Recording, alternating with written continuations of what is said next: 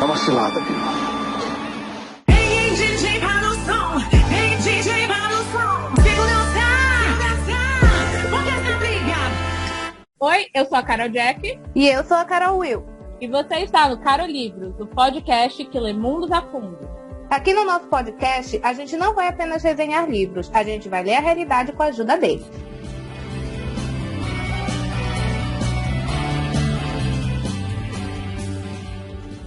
E hoje a gente vai discutir o que aqui, Will? Hitler, it's me, I can see you come home. I'm so cold, let me in your window. Eu acho que a gente tem que botar um gif com a performance dela. Eu acho que aquela performance tem que ser vista. É uma necessidade. Aquela parte da estrelinha. Aquela parte da estrelinha eu achei um pouco alto. Ok, pessoal, pra quem não sabe o que a gente tá fazendo, esse é um trecho da música Wuthering Heights, que fala sobre o Morro dos Ventos Uivantes. Uhul! A gente vai inaugurar hoje o nosso segundo combate, né? Encerramos Justiça versus Vingança e hoje a gente abre com o nosso segundo, que é Amor versus Cilada. Cilada! Uhul! Não era amor, era Cilada. A gente tá muito cantora hoje. Pois Gostei. é, a gente tá muito musical, uma vibe assim. Porque falar de amor já deixa a gente meio diferente, né? É, só que esse amor que a gente vai falar hoje aqui é o tipo de amor que eu ia sair correndo. Mas correndo mesmo. Porque, olha, é assim, digno de pena. Uma nota dó. Se eu pudesse dar uma nota, seria dó.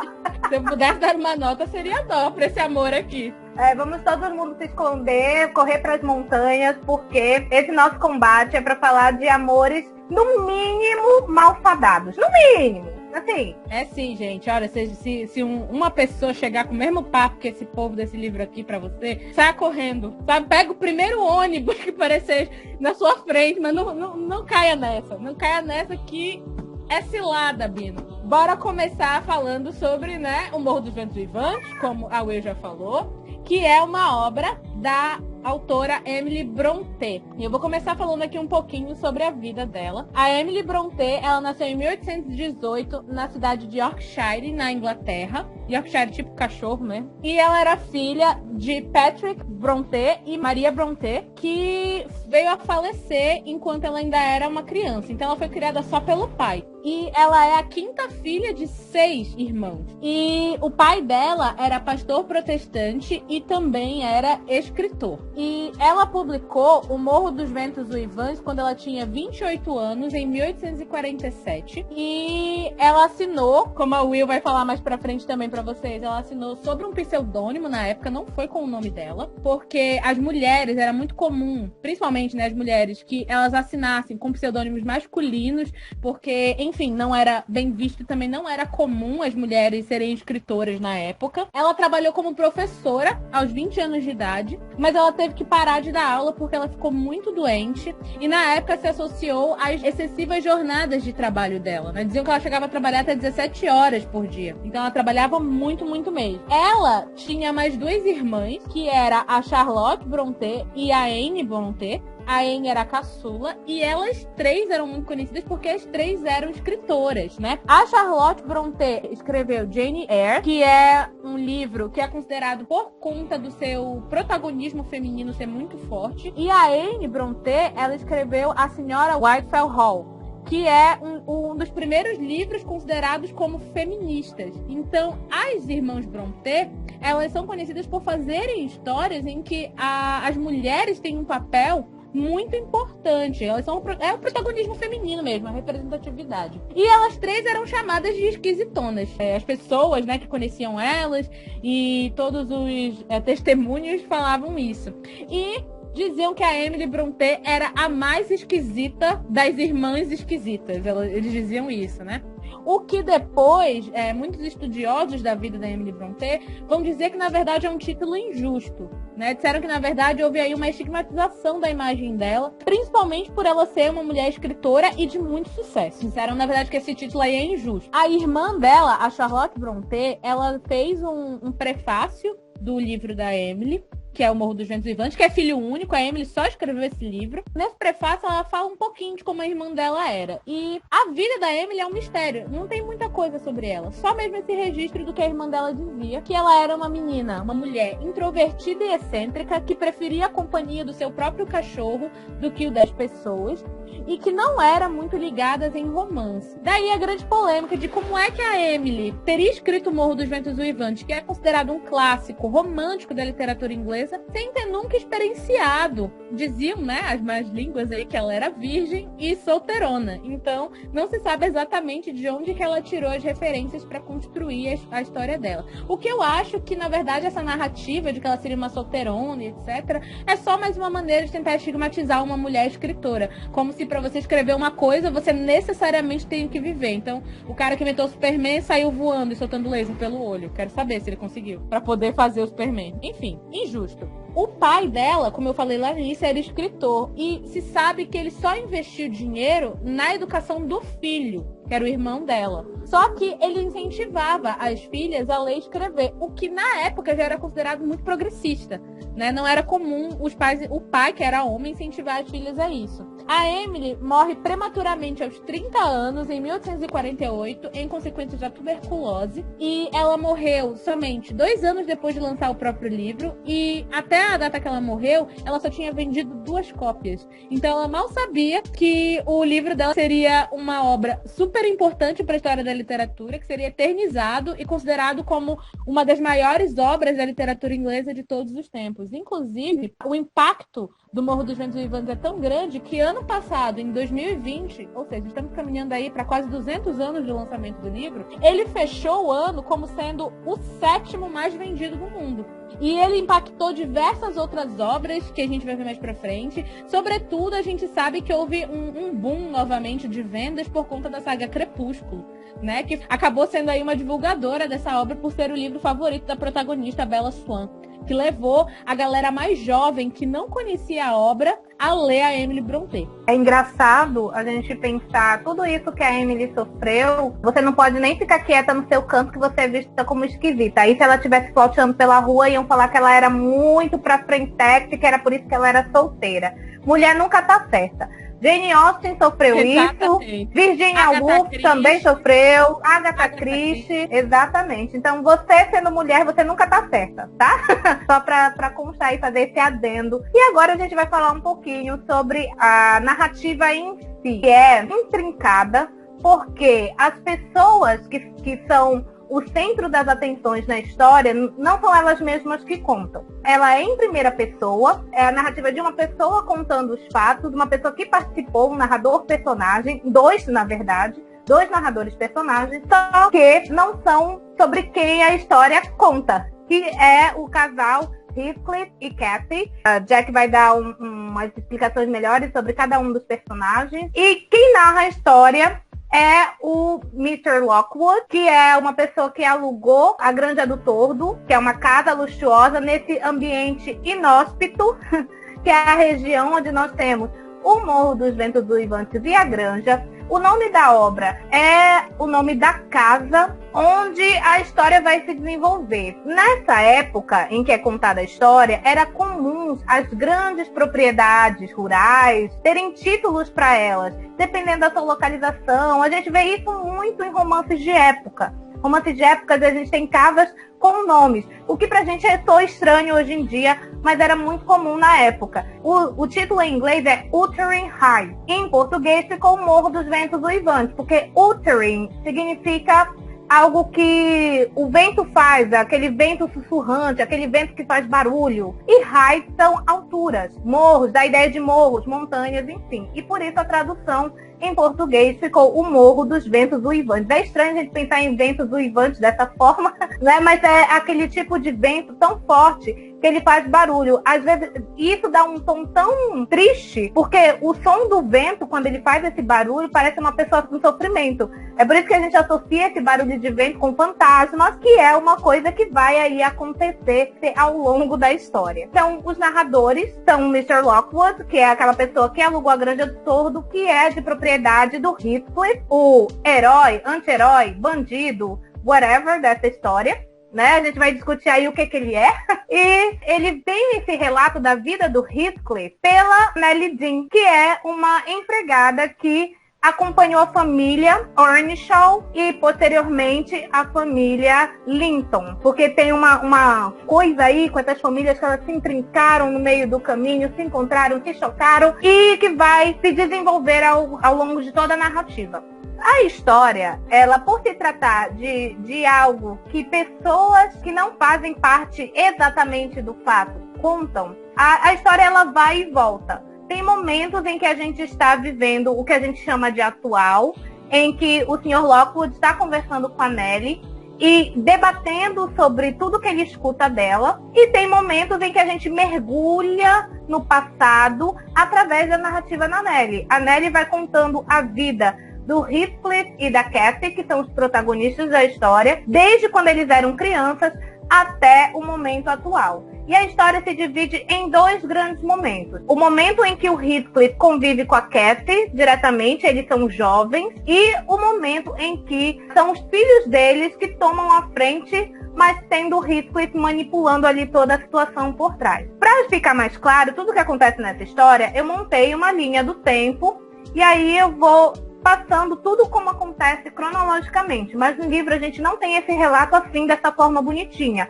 A história ela vai e volta, o que é legal, porque aí a gente fica sempre com aquele gostinho de quero mais. Então, antes de eu falar dessa linha do tempo, de tudo que acontece nessa história, a Jack vai fazer um apanhado dos personagens para que vocês saibam a quem que a gente está se referindo quando eu estiver fazendo a linha do tempo. Então bora lá, eu vou apresentar para vocês os personagens não na ordem cronológica que eles aparecem, mas eu vou apresentar eles de acordo com os núcleos que eles vão se engajando. Porque como vocês vão ver na linha do tempo, gente, é uma enrolada de família aí que dá um nó na cabeça mesmo. Então, o primeiro personagem é o Sr. Lockwood, que, como a Will já falou, é um cara que ele não tá dentro da história, ele é uma pessoa que está escutando a história, ele é da cidade e ele vai passar um tempo lá na região do Morro dos Ventos Uivantes, né, no campo, e ele se mostra uma pessoa curiosa pela vida das pessoas ali daquela região. Ele acha tudo muito peculiar e ele começa a fazer perguntas, querer saber quem são aquelas pessoas, como que elas vivem, etc. Então é aí que começa a saga dele escutando os relatos da Nellie Dean, que a Will falou, sobre a vida dos moradores do Morro dos Ventos Uivantes. A Nellie Dean, ela é uma empregada e ela serviu as duas famílias principais da história, como também já foi dito. Ela vai servir tanto para a família Earnshaw como babá, quanto ela vai servir também na família Linton, também como babá dos filhos que vão ter nessa família. E ela se mostra como um personagem coringa. Por que eu digo isso? Ela não tem grandes traços de personalidade. Não dá pra gente categorizar ela como mocinha ou vilã. Ela, ora, se apresenta como aliada de alguns personagens e, ora, ela se apresenta como rival desses mesmos personagens. A impressão que dá é que, como é ela que tá narrando os fatos, ela tenta parecer que ela é imparcial quando ela tá contando a história. Porém, em alguns momentos fica bem claro que ela não era nada imparcial. E sim, ela acaba tomando partido de um ou outro, a depender da situação. O outro personagem, que também é um personagem acessório, mas que aparece bastante na história, é o Joseph. Ele é criado no Morro dos Ventos Uivantes, ele serve a família Earnshaw e ele é um religioso fanático. E ele se mostra, ele tem umas características assim, de um caráter muito cruel, muito mal educado, também muito maldoso. Ele vai contribuir aí para o maltrato do nosso protagonista anti-herói, o Heathcliff, principalmente. E também não só dele, como também da outra protagonista. Os próximos personagens que eu vou apresentar, eles são a família Earnshaw. Eu vou apresentar todos eles de uma vez, apesar de que eles não aparecem todos juntos na história. Então, a família Earnshaw era composta inicialmente pelo senhor e a senhora Earnshaw, que são os patriarcas da família, patriarca e matriarca.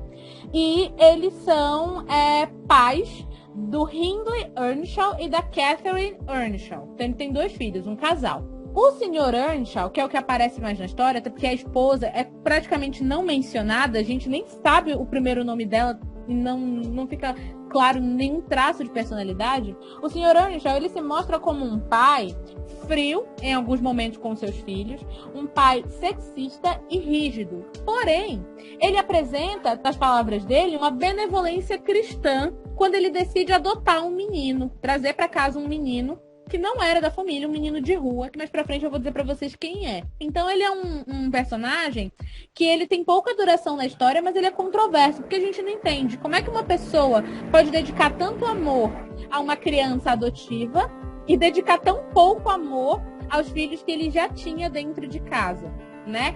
Então fica aí essa pensata. O filho mais velho, como eu falei antes, é o Hindley Earnshaw.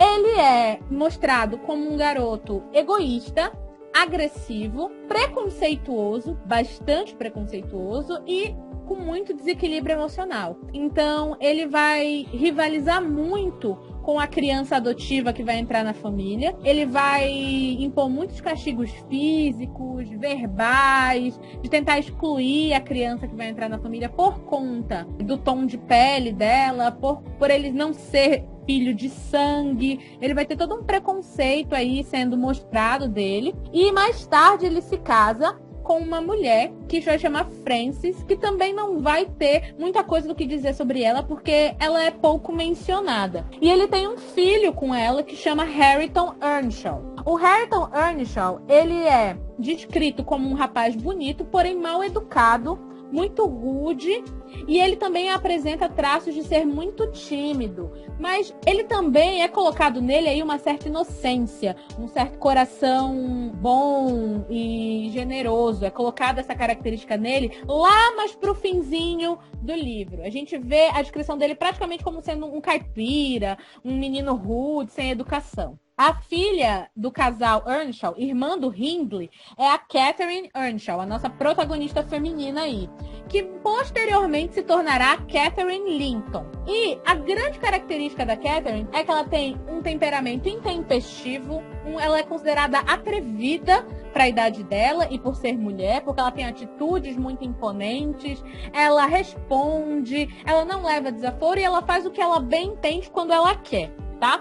Ela é muito egocêntrica, ela mostra opiniões superficiais sobre assuntos que são sérios e ela também é extremamente egoísta durante a história inteira. A segunda família que a gente conhece é a família Linton, do qual a Catherine vai se tornar parte mais tarde. E a família Linton, ela é apresentada inicialmente pelo senhor e a senhora Linton. Também pouco se sabe sobre eles, mas o que se sabe é que o senhor Linton era um magistrado e que eles são racistas e elitistas, porque ao encontrar um personagem que tem um tom de pele diferente do deles, ele diz que seria um favor ao Estado se eles o enforcassem e que o menino tinha jeito de ser ladrão. Então daí vocês tiram, né? Eles eram... É o estilo da época, né? As famílias abastadas eram todas muito elitistas, muito racistas, né? A gente tá falando da Inglaterra, onde todo mundo majoritariamente na época era branco, loiro. Quem tinha outro tom de pele provavelmente ou era escravo, ou era criado, ou era, na opinião deles, bandido. E a família Linton tem aquela pose de família perfeita, de família de comercial de margarina, porque eles têm uma casa bonita, eles moram na Granja dos Tordos, que eles são uma família com um casal de filho, todo mundo lourinho, branquinho, sabe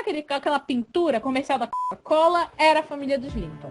E eles têm um casal de filho, que é a Isabella Linton e o Edgar Linton. A Isabella Linton, ela é uma menina que se mostra um pouco mimada e elitista, como era o estilo da família dela. Ela chega a ter algumas falas racistas, mas ela também é uma personagem extremamente inocente e romântica. Quando eu digo inocente, quer dizer que ela romantiza tudo. Ela acha que tudo vai ser como nos livros de contos de fadas, que o amor tudo vence, e que o amor dela vai mudar a pessoa, vai mudar o mundo, e nisso ela se lasca. E ela tem um quê ali nessa inocência de egocentrismo. Mais pra frente a gente vai explicar por quê. O Edgar Linton, que é o irmão dela, é o que se tornará o futuro marido da Catherine Earnshaw. E ele é colocado como um rapaz afeminado, passivo. Muitas vezes a masculinidade dele é colocada em xeque na história por conta da fragilidade que ele passa.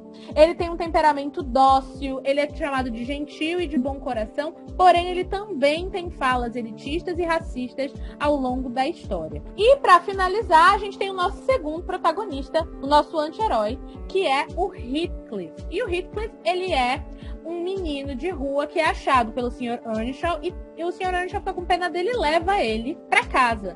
E ele é chamado de cigano pelos outros personagens, porque, segundo aparecem diferentes trechos do livro, ele teria a pele escura, tá? Então ele seria aí de outra etnia que não a europeia.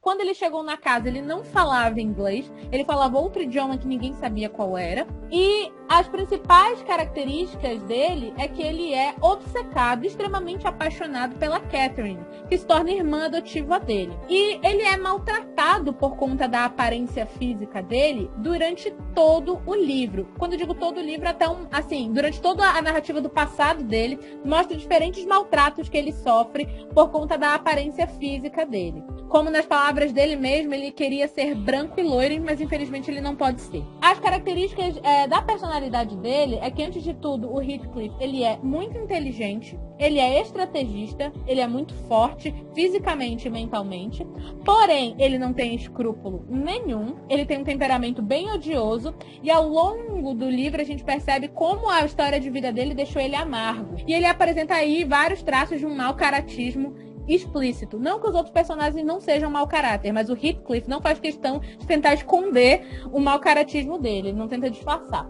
Os últimos personagens que já vão aparecer na segunda parte do livro são os filhos dessas famílias. A Catherine Linton, que é a filha da Catherine Earnshaw com Edgar Linton, que ela é muito parecida com a mãe, porém ela tem aquele gênio ousado, atrevido da mãe dela, mas ela tem uma vertente, uma face que fica muito mais explícita de empatia e generosidade ao longo da história. Apesar de que ela ainda tem muito daquele temperamento voluntarioso e egocêntrico da mãe dela. E o último personagem é o Linton Heathcliff, que é o filho do Heathcliff com a Isabella Linton, a irmã do Edgar. E o Linton Heathcliff, ele é doente, ele tem uma saúde muito frágil, então durante toda a história ele é chamado também de afeminado, a masculinidade dele é colocada em xeque por conta dessa fragilidade de saúde que ele tinha.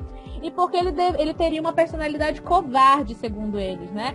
Ele seria muito medroso, ele teria medo de fazer as coisas, ele não teria força física para fazer trabalhos por conta da saúde dele, além de ele ter uma personalidade mimada e egoísta. Então, esse personagem, assim como o tio dele, o Edgar Linton, eles são, durante muito tempo, por outros personagens, colocados como se fossem homens inferiores, por eles não terem uma vivacidade física em relação a outros personagens. E aí a gente encerra aqui a nossa lista. E agora a gente vai para os fatos que acontecem nessa trama. Como a Jack já antecipou, tudo começa quando o Sr. Earnshaw resgata o Heathcliff nas ruas de Liverpool. Então, esse é o primeiro fato da nossa linha do tempo. A gente é apresentado para essa família, e essa família já mostra essa cena de que o Sr. Earnshaw tinha viajado para Liverpool para fazer compras que a família precisava, e alguns mimos que tinha sido pedido pela filha, pelo filho, até pela própria Nellie Jean, mas ao invés de ele voltar com os mimos, ele volta com um Heathcliff que causa espanto pelo fato de ele ser tão diferente das pessoas, né? Ele causa espanto e até raiva, porque eles estavam esperando receber mimos, coisas que eles pediram para o pai. Eles recebem uma criança estranha, aos olhos deles feia, que eles não faziam questão nenhuma de que ela estivesse lá, né? Eles não queriam que o Heathcliff estivesse lá. Então esse é o primeiro fato da linha do tempo. Após um tempo, morre a senhora Earnshaw, mas esse fato é passado muito por cima na história. Mas a Cathy e o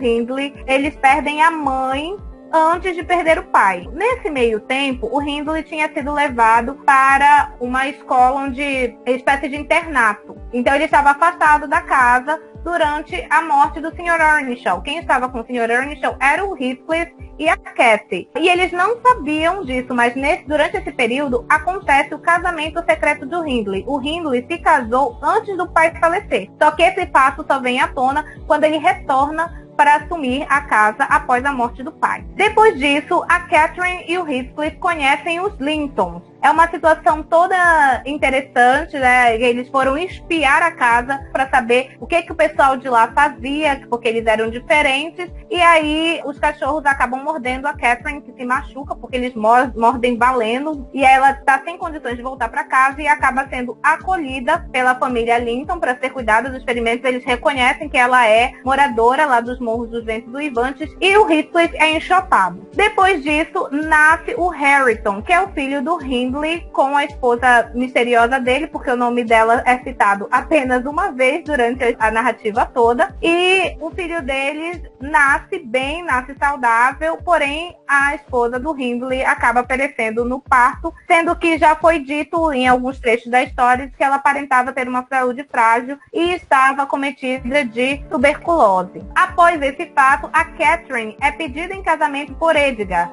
Porque depois que eles se conheceram, que ela ficou lá na casa deles e voltou, eles mantiveram um vínculo de amizade. A Catherine, ela tinha amizade tanto com o Edgar quanto com a Isabella. Só que pro Edgar isso virou amor e ele propõe o casamento para ela. A Catherine, nesse momento da história, está muito dividida, porém ela não quer se casar com o Heathcliff por considerar que ele está muito abaixo. Depois que o Hindley assumiu a casa da família, ele rebaixou o Heathcliff a um mero trabalhador. Ele era colocado em uma parte diferente da casa, ele perdeu o status dele de filho. E para Catherine se envolver com Heathcliff seria um rebaixamento da classe social dela, ao passo que casar com Edgar, isso faria ela ascender socialmente. Após isso, o Heathcliff foge. Nesse período em que o Heathcliff está fugido, acontece o casamento da Catherine e do Edgar. Eles se casam, ela passa a morar na Granja dos Tordos com toda a pompa e status que ela queria. Só que depois de um tempo, um período de 3 anos, o Heathcliff retorna. Quando ele retorna, ele vai atrás da Catherine para se mostrar para ela, para conversar com ela. E ele deixa bem claro que o objetivo grande dele é ter uma vingança em relação ao Hindley e todas as pessoas que fizeram mal para ele. E ele vai articulando nesse período essa vingança dele, do modo que ele acha que é melhor. E logo em seguida, a gente tem o grande confronto entre o Heathcliff, Catherine e Edgar. Todas as palavras não ditas, todos os subentendidos, tudo que a Catherine pensava em relação ao Heathcliff, em relação ao marido, é colocado para fora nessa grande briga, nesse grande confronto dos três, que resulta em um enfraquecimento da saúde da Catherine. A Catherine já não era uma pessoa muito saudável desde a primeira fuga do Heathcliff. Quando ele foge da primeira vez, ela sofre muito, passa por uma espécie de surto nervoso.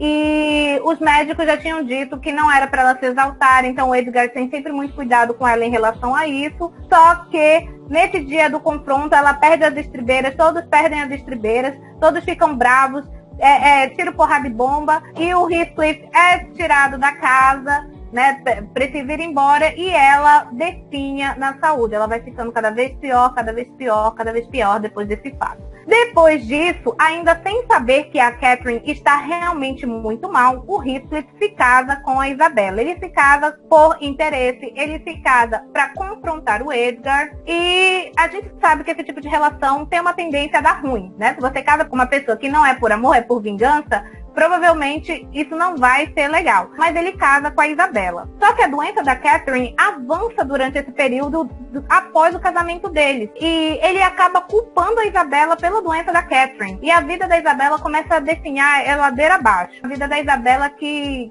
sempre foi uma princesinha, que sempre foi muito bem cuidada, ela começa a ver que a realidade lá no Morro dos Ventos Uivantes é muito difícil para ela. E a doença da Catherine avança. Depois disso, a Catherine dá à luz a filha dela, que também se chama Catherine, e morre. Até esse momento, a gente nem suspeitava de uma gravidez da Catherine. A gente não sabe disso. A gente descobre quando ela já está realmente no fim da vida dela. Até aquele momento, a gente fica tudo muito subentendido. Só que ela falece durante o parto. Na verdade, as mulheres aqui, nessa história, elas são um pouco favorecidas nos seus partos, né? Tanto a cunhada dela quanto a Catherine acabam falecendo durante o parto delas. Antes dela dar à luz e morrer, ela tem um último encontro com Heathcliff. Eles, ao mesmo tempo que tentam sanar as feridas, eles abrem outras porque eles não conseguem manter um relacionamento sadio. Eu não sei o que acontece com esses dois, que eles não conseguem. Eles começam se amando, terminam brigando e se amaldiçoando. E logo em seguida ela morre. Dá à luz e morre. Depois de um período de morte da Catherine e a Isabella sofrendo, ela consegue fugir do Morro dos Ventos Uivantes e dá à luz a um Linton. E esse Linton não é sobrenome, é primeiro nome. Mais uma confusãozinha de nomes aí pra gente lidar. Depois do nascimento do Linton, a Cathy, que é a Cathy filha, já que a mãe já morreu, a partir desse momento a gente só vai se referir a Catherine, filha, conhece o seu primo Harrington em uma das cavalgadas que ela dá lá, porque não é comum o pai dela deixar ela sair sozinha. Ela se aproveita que ele viajou para conhecer os arredores e acaba topando ali com o Harrington, que é um primo desconhecido para ela, e ela não consegue acreditar que aquele homem grosseirão é o primo dela. Para ela, primo só é o Linton, que é um menino bem educado, que é um menino de estirpe. O Harrington não. O Harrington, ele é criado como se ele fosse o empregado da casa, sendo que na verdade ele é o herdeiro, mas tudo bem, né? Depois disso, a Isabela morre, porque nesse meio tempo em que a Catherine conhece o Harrington, a Isabela, ela tá no seu leito de morte e tinha convocado o irmão dela, o Edgar, para cuidar do filho dela, para eles se falarem antes dela morrer e o Linton ficar aos cuidados do Edgar e não do Heathcliff, né? Porque ela não queria que o filho fosse ficar com o pai. Só que ela morre e o Linton, ele não tem uma saúde muito boa e o Edgar consegue trazer ele para a Granja dos Tordos, só que o Linton não permanece em casa com eles. O Linton, ele é levado para viver com o pai. Assim que ele pisa lá na Granja dos Tordos, o Joseph, que é o empregado da casa, lá do Morro dos Ventos Uivantes, está de prontidão esperando para levá-lo para o pai. E o Edgar prefere não entrar em conflito, porque o Heathcliff, por lei, tem direito a cuidar do próprio filho. A partir daí, o Linton faz amizade com a Cat, apesar de que eles só conviveram uma noite juntos. Desenvolve entre eles, além de um carinho de primo e prima, também um relacionamento amoroso que é instigado pelo Heathcliff. E a gente vai ver durante a nossa discussão qual era a intenção do Heathcliff ao instigar esse relacionamento amoroso entre ela e o primo. E a Cat começa a fugir de casa em momentos específicos para encontrar com o primo, já que os pais, o Heathcliff e o Edgar, não se dão bem e proíbe que os dois se encontrem. O Linton não pode sair do Morro dos Ventos Uivantes para visitar a Cat e a Cat não pode sair da granja para visitar o Linton. Porém, ela faz isso escondido para manter esse relacionamento, porque ela gosta muito dele. Após isso, tem o casamento compulsório da Cat e o Linton. O Heathcliff sequestra a Cat numa dessas visitas e ele faz isso porque ele quer se apropriar dos bens do Edgar, além de fazer o Edgar sofrer por fazer a filha dele sofrer. É um sofrimento em cima de sofrimento aí. Então, ele obriga a Cat a se casar com o Linton. E nesse período, o Edgar estava muito doente. Ele já estava com febre, debilitado, e todo mundo assim já esperava que ele fosse falecer. E isso é um desespero muito grande para Cat, porque ela fica triste pensando que o pai dela tá achando que ela não quer ficar com ele, sendo que na verdade ela foi impedida pelo Heathcliff. Então ela sofre muito e quanto mais ela sofre, mais o Heathcliff fica feliz. E quanto mais ele fica sabendo que o Edgar sofre, aí é que ele fica feliz mesmo. Então ele proíbe a Cat de visitar o pai nesse período desse casamento compulsório e o Edgar está definhando na doença e ele também não consegue nem levantar da cama para ir atrás da filha. Ele não consegue nem fazer esse esforço para tentar encontrar a filha. Depois disso, acontece a morte do Edgar. A Cat consegue ver o pai antes de falecer, mas por um breve período. Ela chega lá, não demora muito, ele falece, mas ela consegue vê-lo. E a morte dele é triste e ele não conseguiu mudar o testamento. Quando a Cat foi sequestrada, ele foi tentar mudar o testamento dele para que o Heathcliff, casando os dois, não se apropriasse da Granja dos Tordos, né, com a sua morte, já que ele casando os filhos, o homem, ele tem prevalência em direito sobre a mulher. Então a Cat, ela só herdaria se isso tivesse explícito no testamento. Se não tivesse, ia passar para o esposo dela, que no caso era o filho do Heathcliff, o Linton. Ele não consegue porque a pessoa responsável por isso recebeu um dinheirinho e não compareceu quando o Edgar solicitou. Após a morte de Edgar, a Cat se muda para o Morro dos Ventos Uivantes. E ali ela é obrigada a cuidar do Linton, porque ele já também não estava com a saúde muito bem. Todo mundo também já esperava que ele fosse morrer. Só que o Heathcliff se esforçou para fazer ele morrer depois do Edgar, justamente para que a Granja dos Tordos passasse a ser propriedade dele. E a Cat muda para lá, é tratada de maneira deplorável, porque ninguém que vai para essa casa aparentemente é tratado bem, todo mundo que vai para lá é tratado mal, e ela fica como se fosse uma espécie de babá, apesar de ser esposa do Linton, para cuidar dele até que ele finalmente falece, ele morre. Após a morte dele, o Heathcliff aluga a Granja dos Tordos para o Sr. Lockwood, que é um dos grandes narradores da história. Porque a gente escuta a narração dele, que é a narração da Nelly Dean, é uma narração dentro da outra. Então, depois da morte do Linton, que tem toda aquela situação super confortável e maravilhosa lá no Morro dos Ventos Uivantes, com só pessoas assim genuinamente felizes, o Sr. Lockwood aluga a granja e passa a viver lá e entra em contato com a Nelly Dean, que relata tudo isso daí que eu falei para vocês agora, que eu fiz esse resuminho aí. Depois disso, o Sr. Lockwood se afasta da granja, porque ele vê que é muita loucura lá, ele foi lá para ficar tranquilo, para viver bem, só que até a relação dele com o Sr. Heathcliff é conflituosa. Tem uma hora em que eles se estranham em relação ao pagamento da granja. E o Sr. Lockwood deixa pago, porque ele se considera um homem de brios. Ele não vai deixar o Heathcliff pensar que ele é um caloteiro. Ele vai lá, paga, mas mesmo pagando, ele sai da granja, vai para outras paragens. E quando ele retorna, ele resolve retornar de sopetão. Ele encontra a casa dele com uma outra governanta, que não é a Nelly Dean, e também descobre que a Nelly tinha ido morar no Morro dos Ventos Uivantes. E não só isso, que o Sr. Heathcliff tinha falecido. Então ele vai até lá o Morro dos Ventos Uivantes falar com a Nelly, que ele gosta muito, e também se inteirar aí da fofocalhada, né? O que é? O que foi que aconteceu? Como foi que o Heathcliff morreu? E o que está acontecendo agora? E descobre que a Cathy e o Harrington se reaproximaram, estão noivos e vão casar. E aí, finalmente, a gente tem uma esperança de final feliz, mas a história acaba antes de acontecer. A gente só tem um prenúncio aí. Então, essa é a linha do tempo. Eu espero que tenha ficado clara. Mas, gente, eu me esforcei, mas é que assim, a história é complexa. A história tem muitos vai e volta, e é plot aqui, plot acolá. Então, é uma história que exige um pouquinho de atenção, até por causa dos nomes, né? Os próprios nomes acabam confundindo a gente. Sim, é complicado. Eu estava lendo, logo no início, eu precisei escrever num caderno. Olha que ponto chegamos. Eu precisei escrever no caderno quem era quem, porque eu tava me confundindo. Tô confundida. Aí eu falei, não tá dando assim não. Eu vou escrever aqui. Aí quando eu tinha dúvida, eu consultava o caderninho.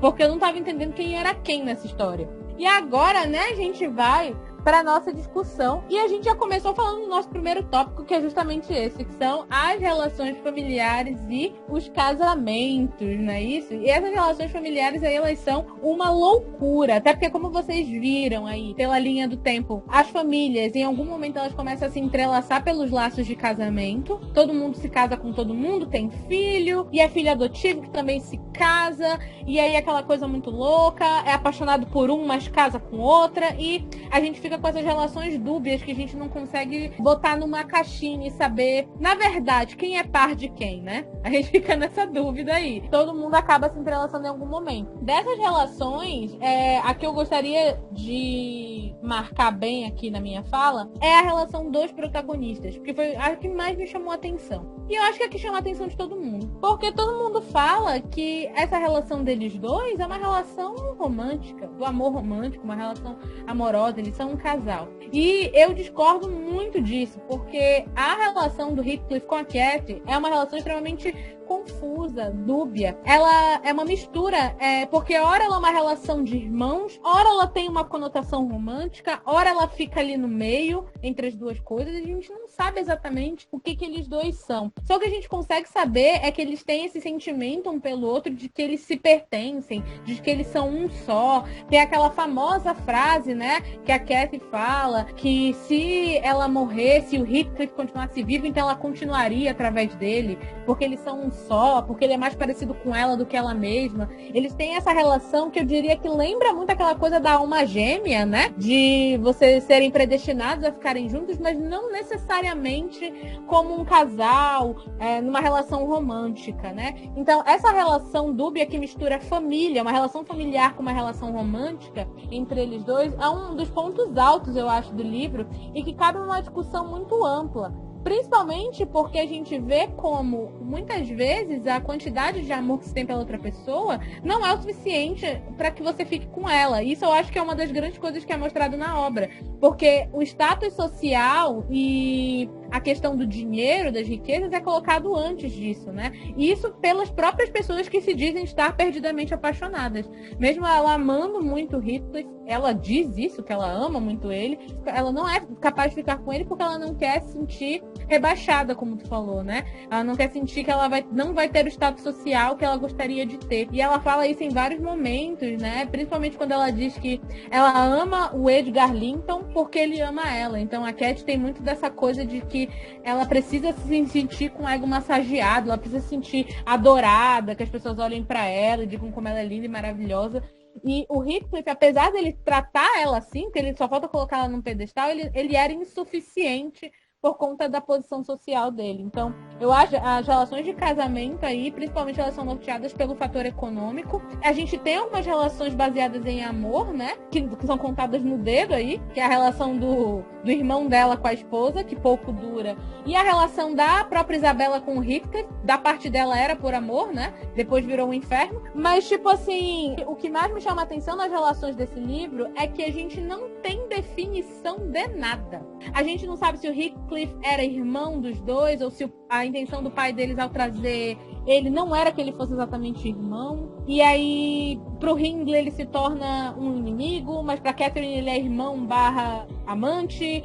E, enfim, o que tu acha, Will? Olha, é uma situação espinhosa e complicada. Porque, olha só, pesquisei aqui o trecho em que a Catherine define o motivo por que ela quer casar com o Edgar. Ela está conversando com a Nellie naquela hora e ela vem dizer o porquê, quais são os motivos que a levam a ter aceitado o pedido de casamento. Porque ela já tinha aceitado.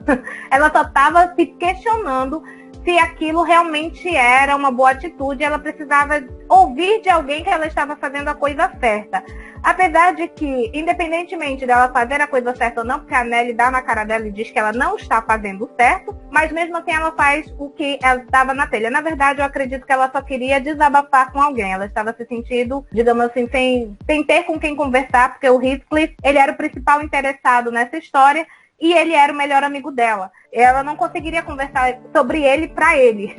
Ele poderia ficar triste. Então vamos lá ao trecho. Ela diz o seguinte: "Não é nada disso", exclamou. "Só ia dizer que o céu não parecia ser a minha casa e eu desatei a chorar para voltar para a terra e os anjos ficaram tão zangados que me expulsaram e me lançaram no meio do urzal. E eu fui cair no topo do Morro dos Ventos Uivantes e depois acordei chorando de alegria." Isso é um sonho que ela teve, que ela tá mostrando a angústia dela para Nellie por essa decisão conflituosa dela. "Este sonho explica o meu segredo tão bem como o outro. Sou tão feita para ir para o céu como para casar com Edgar Linton. E se esse monstro que está lá dentro não tivesse feito o Heathcliff descer tão baixo, eu nem teria pensado nisso. Seria degradante para mim casar agora com Heathcliff. Por isso, ele nunca saberá como eu o amo. E não é por ele ser bonito, Nellie, mas por ser mais parecido comigo do que eu própria. Seja qual for a matéria de que as nossas almas são feitas, a minha e a dele são iguais. E a do Linton é tão diferente delas como um raio de lua de um relâmpago ou a geada do fogo."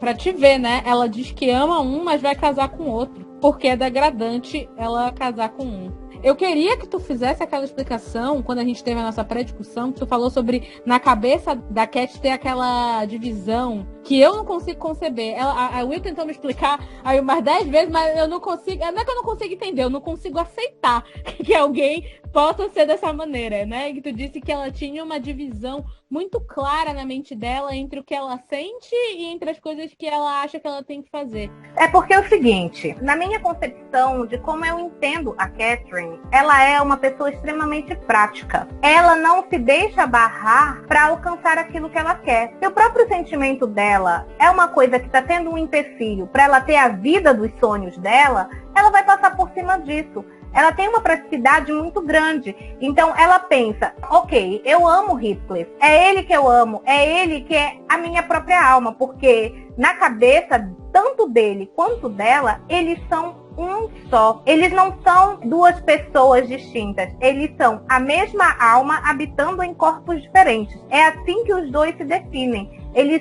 se veem dessa forma. E na cabeça dela é tipo assim, eu amo ele é a minha alma, eu sou a alma dele, nós somos um no outro. Mas ele não pode proporcionar a vida que eu quero. Ele desceu muito baixo, ele deixou de ser um filho da casa para ser um empregado não remunerado, né? É uma pessoa que só trabalha para ganhar a sua comida, só para aquilo ali. Então, eu não tenho como me casar com ele. Se eu me casar com ele, nós vamos passar fome, eu não vou ter a vida de luxo que eu quero. Então, ela consegue separar muito bem o sentimento da vida dela. Então, para ela não há problema nenhum mesmo, ela amar um e casar com outro, porque são coisas distintas. O amor, ele não se manifesta no casamento. Para ela, isso é o de menos. O que o casamento está garantido para ela é bem-estar social, status social. Então ela quer o status social e ela vai atrás disso.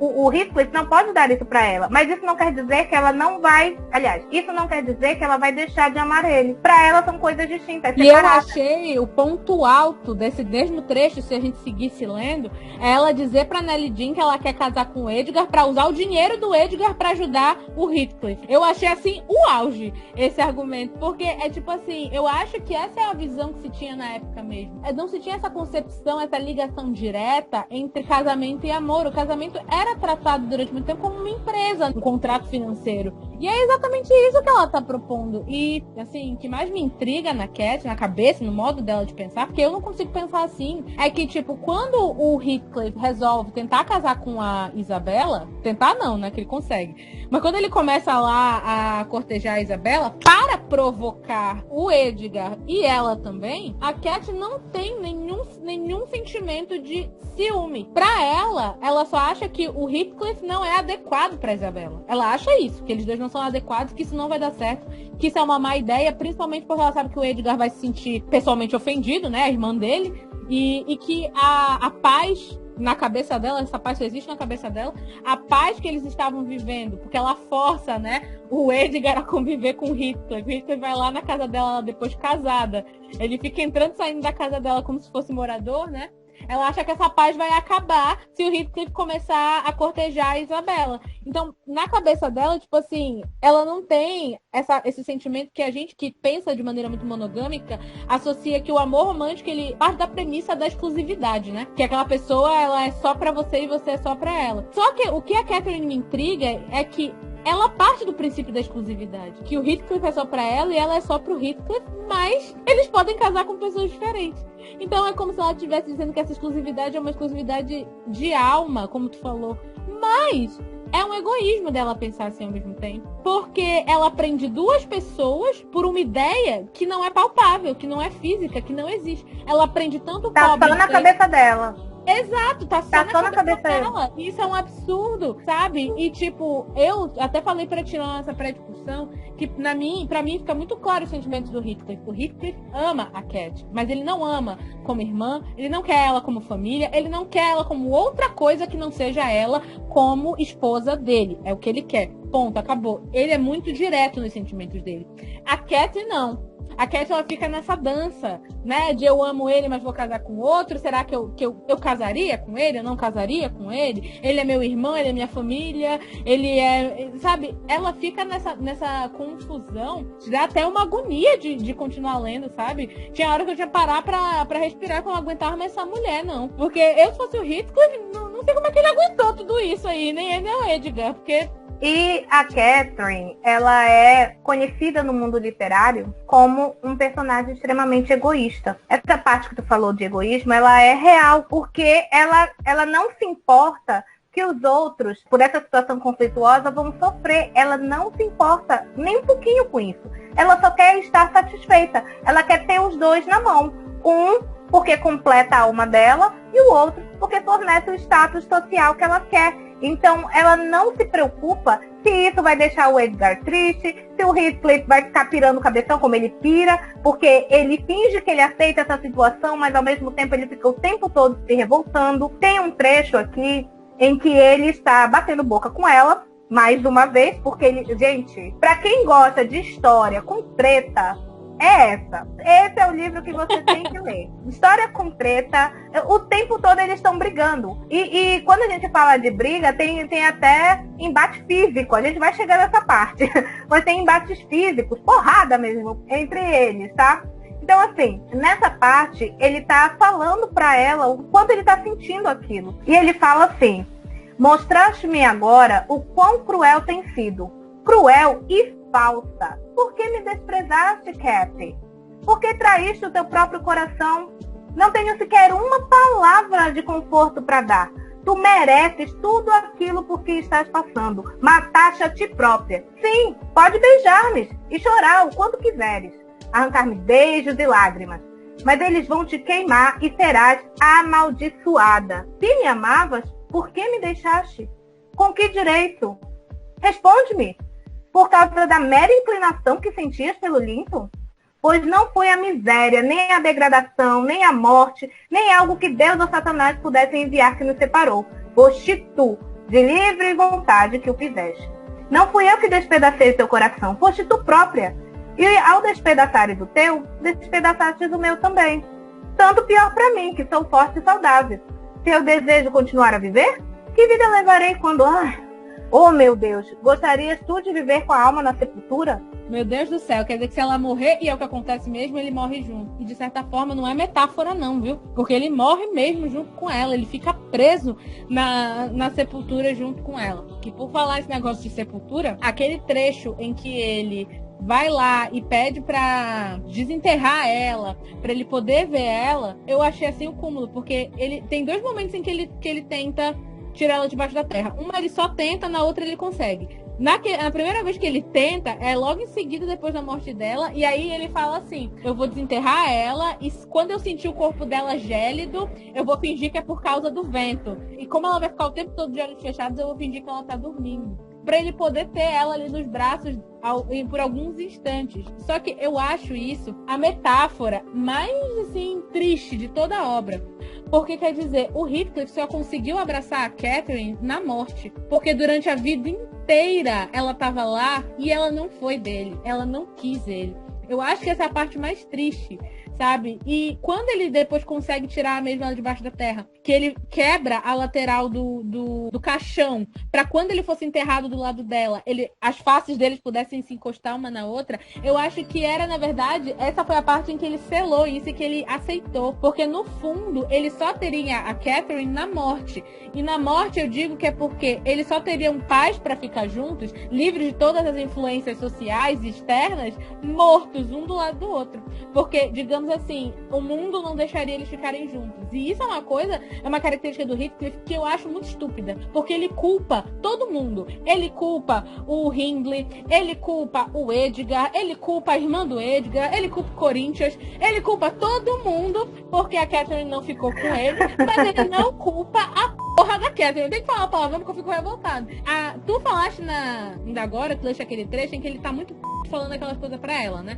Só que eu lembro que tu falou assim pra mim, na nossa pré-discussão bombou, que tu achavas que ele tinha se vingado dela. Cara, eu não acho que ele se vingou dela. Ele só voltou e ele fez tudo o que ele fez porque, no fundo, ele tinha aquela esperança de que ele voltando com dinheiro, sabendo ler, culto, bem vestido, mostrasse pra ela que ele era o homem pra ela, que ele era muito melhor do que o Edgar e que ela deixaria o Edgar pra ficar com ele. E aí, tanto que quando eu tenho o filme, gente, do Morro dos Ventos Vivantes, esse mais recente de 2012, e a diretora concorda comigo, porque foi exatamente isso o que ele faz nessa cena em que tem o confronto lá deles, né? Ele bate boca com a Kathy e ele pede pra eles dois ficarem juntos. Pra mim, ela concorda com a minha visão de que, na verdade, tudo isso que ele fez quando ele volta não era pra se vingar da Kathy, apesar de que ele diz que era pra se vingar dela, porque ele não perdoou ela. Mentira! Ele só queria que ela visse o quanto ele era melhor do que o Edgar e que ela dissesse assim: ai, Heathcliff, agora eu vi, você é a pessoa pra mim, nossa, eu vou abandonar aqui essa casa gigante, a minha conta bancária cheia de dinheiro, porque eu quero ficar com você. Você pode me dar tudo isso também. Era isso que ele queria escutar. E nem no leito de morte ele escuta. No leito de morte dela, ele escuta ainda que a culpa é dele, que ela tá morrendo. Então, tipo assim, cara, eu não sei se eu tenho raiva ou se eu tenho pena do Heathcliff. raiva porque... As duas coisas. Pois é, mas assim, tipo, eu tenho raiva porque ele se tornou um monstro por causa da Cat. Ele levou essa coisa dele se vingar do mundo, que não deixou ele ficar com ela, tipo, ao extremo. Enfiou gente que não tinha nada a ver. Foi se vingar na filha dela, que não tinha nada a ver com a história. Foi se vingar no filho que ele teve com a Isabela. Enfim. Foi se vingar em todo mundo, menos na pessoa que era a grande causadora do sofrimento dele. O que, nesse momento, me dá pena. Porque ele, tipo assim, ela depois de morta, ele não tinha mais nada, ele seguiu se vingando só pra poder, acho que, se sentir vivo. E no final, ele ainda é levado por ela. E ele, antes de morrer, né, tava com aquele comportamento que parece que ele tava meio sendo que assombrado por ela, alguma coisa do tipo. Então, eu tenho muita pena do Heathcliff. Eu não sei nem o que dizer, só o que sentir esse livro. Ele causa isso na gente mesmo, né? Eu tenho mais ódio dele do que eu tenho pena. Porque eu tô da seguinte premissa, né? Não é o fato de eu estar sofrendo que eu tenho que fazer com que todo mundo sofra junto comigo, né? Eu não sou egoísta a esse ponto. Com certeza. Mas aí, tanto ele quanto a Catherine são. O Heathcliff, ele parece a personificação de todos aqueles sentimentos mesquinhos que a gente tenta se livrar e não consegue. Mas a gente controla o máximo que a gente consegue. Por exemplo, a raiva, a ira, ele é muito de se levar por isso. Ele é um homem violento, né? Ele tem a questão do embate físico, de ir pra cima. Essa questão da vingança. Se não me deixaram jogar futebol, eu vou lá furar a bola. Aí não brinca ninguém. Não é meu, não será de mais ninguém. Então, assim, ele tem muito essas coisas que a gente tenta. É a masculinidade tóxica, é um macho escroto. O Heathcliff é um macho escroto do século XVII. Em vez de fazer crossfit, eles estavam por aí trabalhando no campo e batendo nos outros. Então, assim, ele tenta se vingar e fazer tudo isso e tudo. E na cabeça dele faz perfeito sentido. Assim como na cabeça da Catherine faz perfeito sentido ela manter o cara que ela ama e o esposo, que ela não ama, convivendo sob o mesmo teto, porque isso vai deixar ela feliz. Então, na cabeça dele... Não, na cabeça dela, ela ama o esposo também. Só que ela ama de um jeito diferente. É um amor diferente. Ela ama os dois. Vocês vão ter que saber conviver juntos. Que eu amo os dois. Entendeu? É isso. Porque eu quero. Porque eu quero, porque eu posso. Outro relacionamento que me chama a atenção, e aí a gente já parte para um outro relacionamento, é o Heathcliff com a Isabela. Na minha opinião, não teve nenhum sentimento. Ele fez aquilo porque ele estava de olho na questão dos bens dela e também porque ele estava querendo provocar o Edgar e a Cat. Mas aí, o meu grande ponto nessa questão é, se ele não tinha sentimento nenhum pela Isabela e ele estava querendo provocar a Catherine, por que tem um momento do livro que ele diz assim pra Catherine: se ele achasse que a Catherine de fato quisesse que ele casasse com a Isabela, ele ia cortar a própria garganta? Eu acho, e aí vamos entrar no plano das conjecturas, né? Porque até aquele momento, esse viés da vingança ainda não tinha ocorrido a ele. Ele queria se vingar do Edgar, sim, mas ele tinha outra coisa em mente. E aí a Catherine é a que expõe a Isabela, porque a Isabela, ela estava sentindo todo aquele negócio pelo Heathcliff, mas o Heathcliff estava cagando pra ela.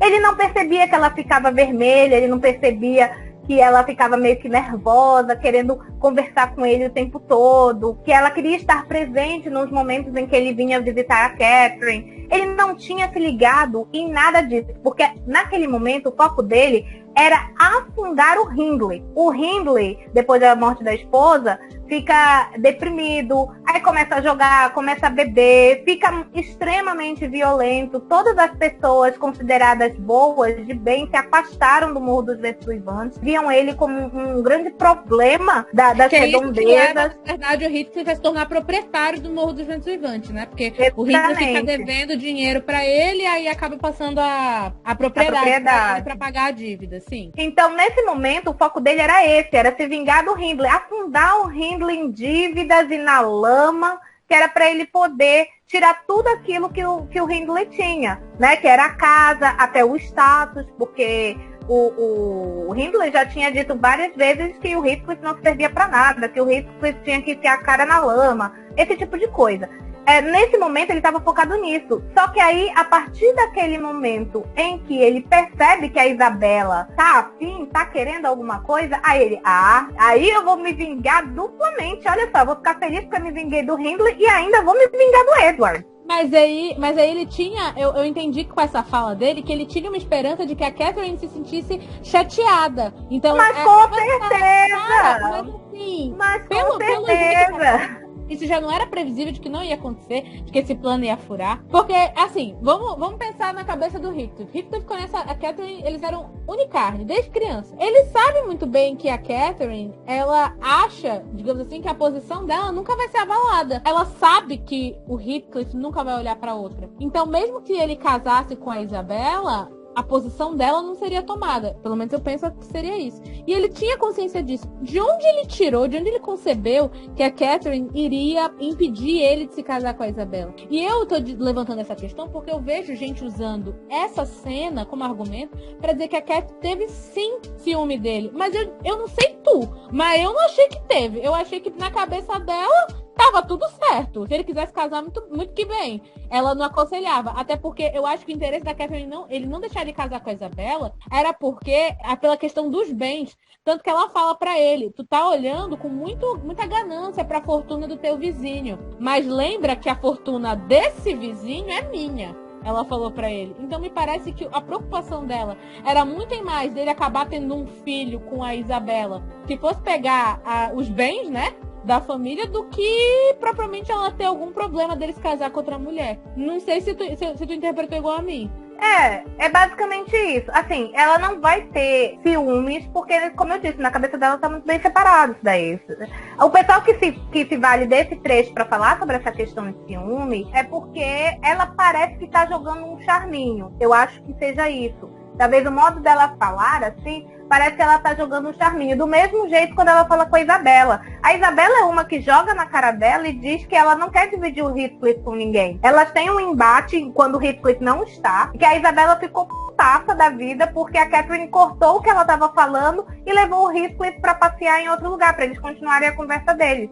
Só que na cabeça da Catherine, nesse momento, ela pensou assim, não, isso daí com certeza a Isabella não vai se interessar em saber o que eu tô falando com ele, então melhor que ela vá curtir a vida em outro lugar. E a Isabella entendeu como se ela estivesse colocando de escanteio uma possível rival. Então, assim, esse charminho, esse tique-tique-tique na fala da Catherine, passa essa ideia de que ela tá ou com um filminho, ou com uma invejinha. Mas eu acredito que a Catherine, ela não tava nem aí pra isso. Ela não tava nem ligando. O negócio dela era outro. A vibe dela era outra, né? Então, assim, o pessoal gosta muito. É que nem essa história, por exemplo, de romantizar ao extremo o casal Heathcliff e Catherine. Gente, tá tudo errado. Como é que vocês querem ter? Quem é que consegue romantizar isso aí? Não. Até difícil. Gente, o tanto de gente que acha que esse é o ideal de amor. Muita gente acha que é o ideal de amor. Casal, começa daí. Porque, tipo assim, geralmente nos livros de romance, você tem aquele momento do rito de passagem, né? Que marca o início do casal, ou que marca ali o início do relacionamento. Nem isso tem. Nem isso tem. A impressão que dá é que o Heathcliff e a Catherine nem tinham contato físico em si. Porque pelo menos isso não é relatado. Isso é relatado em momentos ali muito específicos, mas também nada demais. Eu acho que eles nem eram casal. Como é que tu vai romantizar essa relação? Essa relação deles dois, pra mim, só parece sentimento de posse mesmo. Quando você se sente dono de alguma coisa, você não quer perder aquela coisa. Mas o que também é estranho, porque se é sentimento de posse, geralmente quando você é possessivo, você não quer dividir. Mas nesse caso, é uma posse que divide, entendeu? Mas isso também, aí a gente já vai colocar outra coisa que pode soar nada a ver, mas isso também acontece, por exemplo, em relacionamentos abertos. Os relacionamentos abertos, o poliamor, enfim, eles pregam uma vibe mais ou menos assim. Então, sentimento é sentimento, relacionamento é relacionamento. Sexo é sexo. Mas é um comum acordo. Todo mundo tá nessa vibe. Pois é, mas não é o caso. Por isso é que fica estranho. A estranheza é que tá cada um numa página ali naquela relação. Tá cada um falando uma língua, ninguém se conversa. Então, como, tipo assim, eles não definem, eles não dizem nós somos isso, fica aquele meio de campo que ninguém sabe definir o que é o que. Acredito que nem eles. Nem eles sabem. Na tua opinião, isso é um amor romântico? Não. Por quê? Que bom, tu concorda comigo. Porque o meu conceito de amor, ele não tá ligado com dor. Se você ama uma pessoa, você não vai querer causar sofrimento naquela pessoa, você não vai querer causar desconforto nela, você não vai querer que ela se sinta inferior, você não vai querer que ela se sinta triste, enfim, Você não vai querer causar esse tipo de coisa. E é só o que a Catherine causa em todo mundo. Todo mundo que tá ao redor dela sofre. Então, o Heathcliff, ele podia se jogar na frente dela, pra ela pisar assim, nele como se ele fosse um tapete. E isso não ia bastar. O Edgar, meu Deus, gente. Se tem uma pessoa que eu tenho dozinho... Aliás, são duas pessoas que eu tenho dozinho nessa história. O Harrington, que a gente vai falar daqui a pouquinho mais pra frente sobre ele. E o Edgar. Porque o Edgar, ele é Eu tenho pena do Harrington. Do Edgar não tem muito, não. Eu tenho pena dele, porque assim, ele só podia falar daquilo que ele tinha vivido. A gente sabe da questão social, elitista e tudo e tal, que a gente já comentou aqui, né? Ele tinha uma coisa, mas assim, ele se dedicava ao extremo à esposa. E ela só pisava nele o tempo todo, sabe? É muito difícil você conviver numa relação dessa. Todas as relações aí são não saudáveis.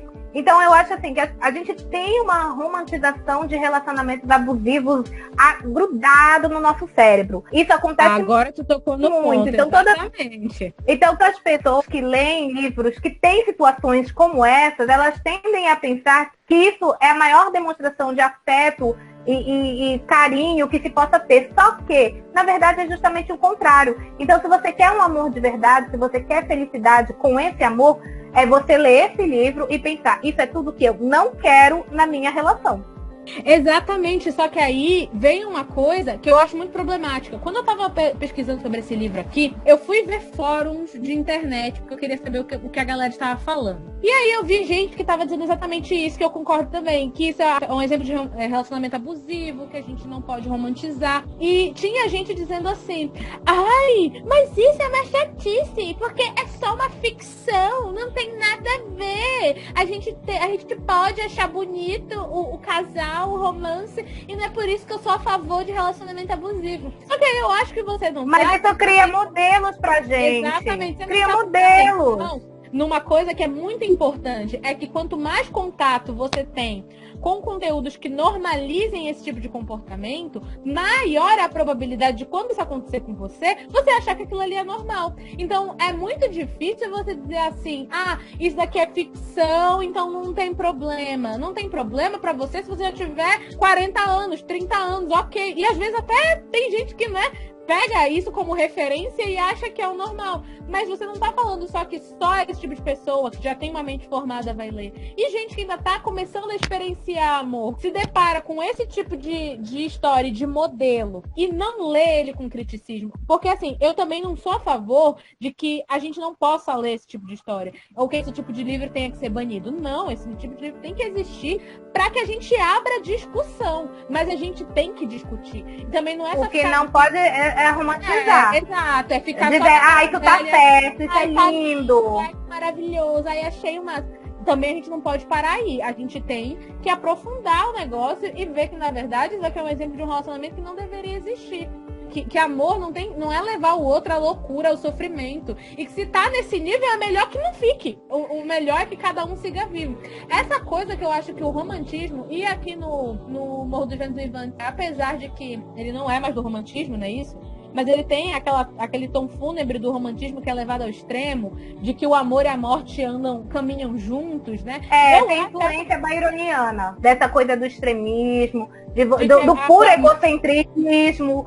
Isso é muito característica. Álvares de Azevedo aqui na literatura brasileira fazia muito isso. Essa ideia, essa coisa que o romantismo trouxe desse amor mortal, ele foi...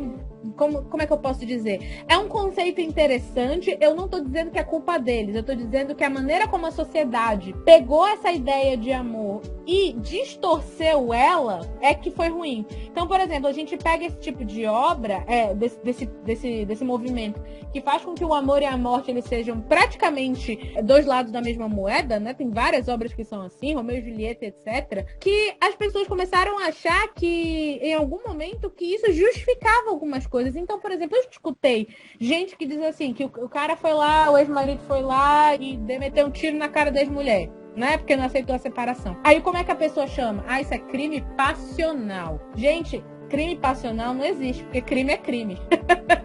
Entendeu? Quando você fala crime passional, a ideia que passa é que foram as emoções, aquele amor tão grande, ou aquela obsessão tão grande que te levou a cometer um crime.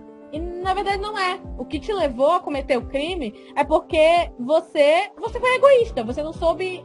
Não, você olha a mulher como um objeto, você olha a mulher como objeto, como propriedade sua, e que você tem que definir o que aquela propriedade sua pode ou não pode, vai fazer ou não. Se ela não faz, você mata. E não só isso, e se ela não for minha propriedade, eu não vou deixar que mais ninguém seja o dono, entre aspas, dessa propriedade. Então eu prefiro ela morta do que ela com outro. E essa é uma ideia que está muito ligada a esse movimento da literatura. Então eu acho, e eu já vi gente dizer assim, mas isso é porque ele era louco de amor por ela. Gente, isso não é amor.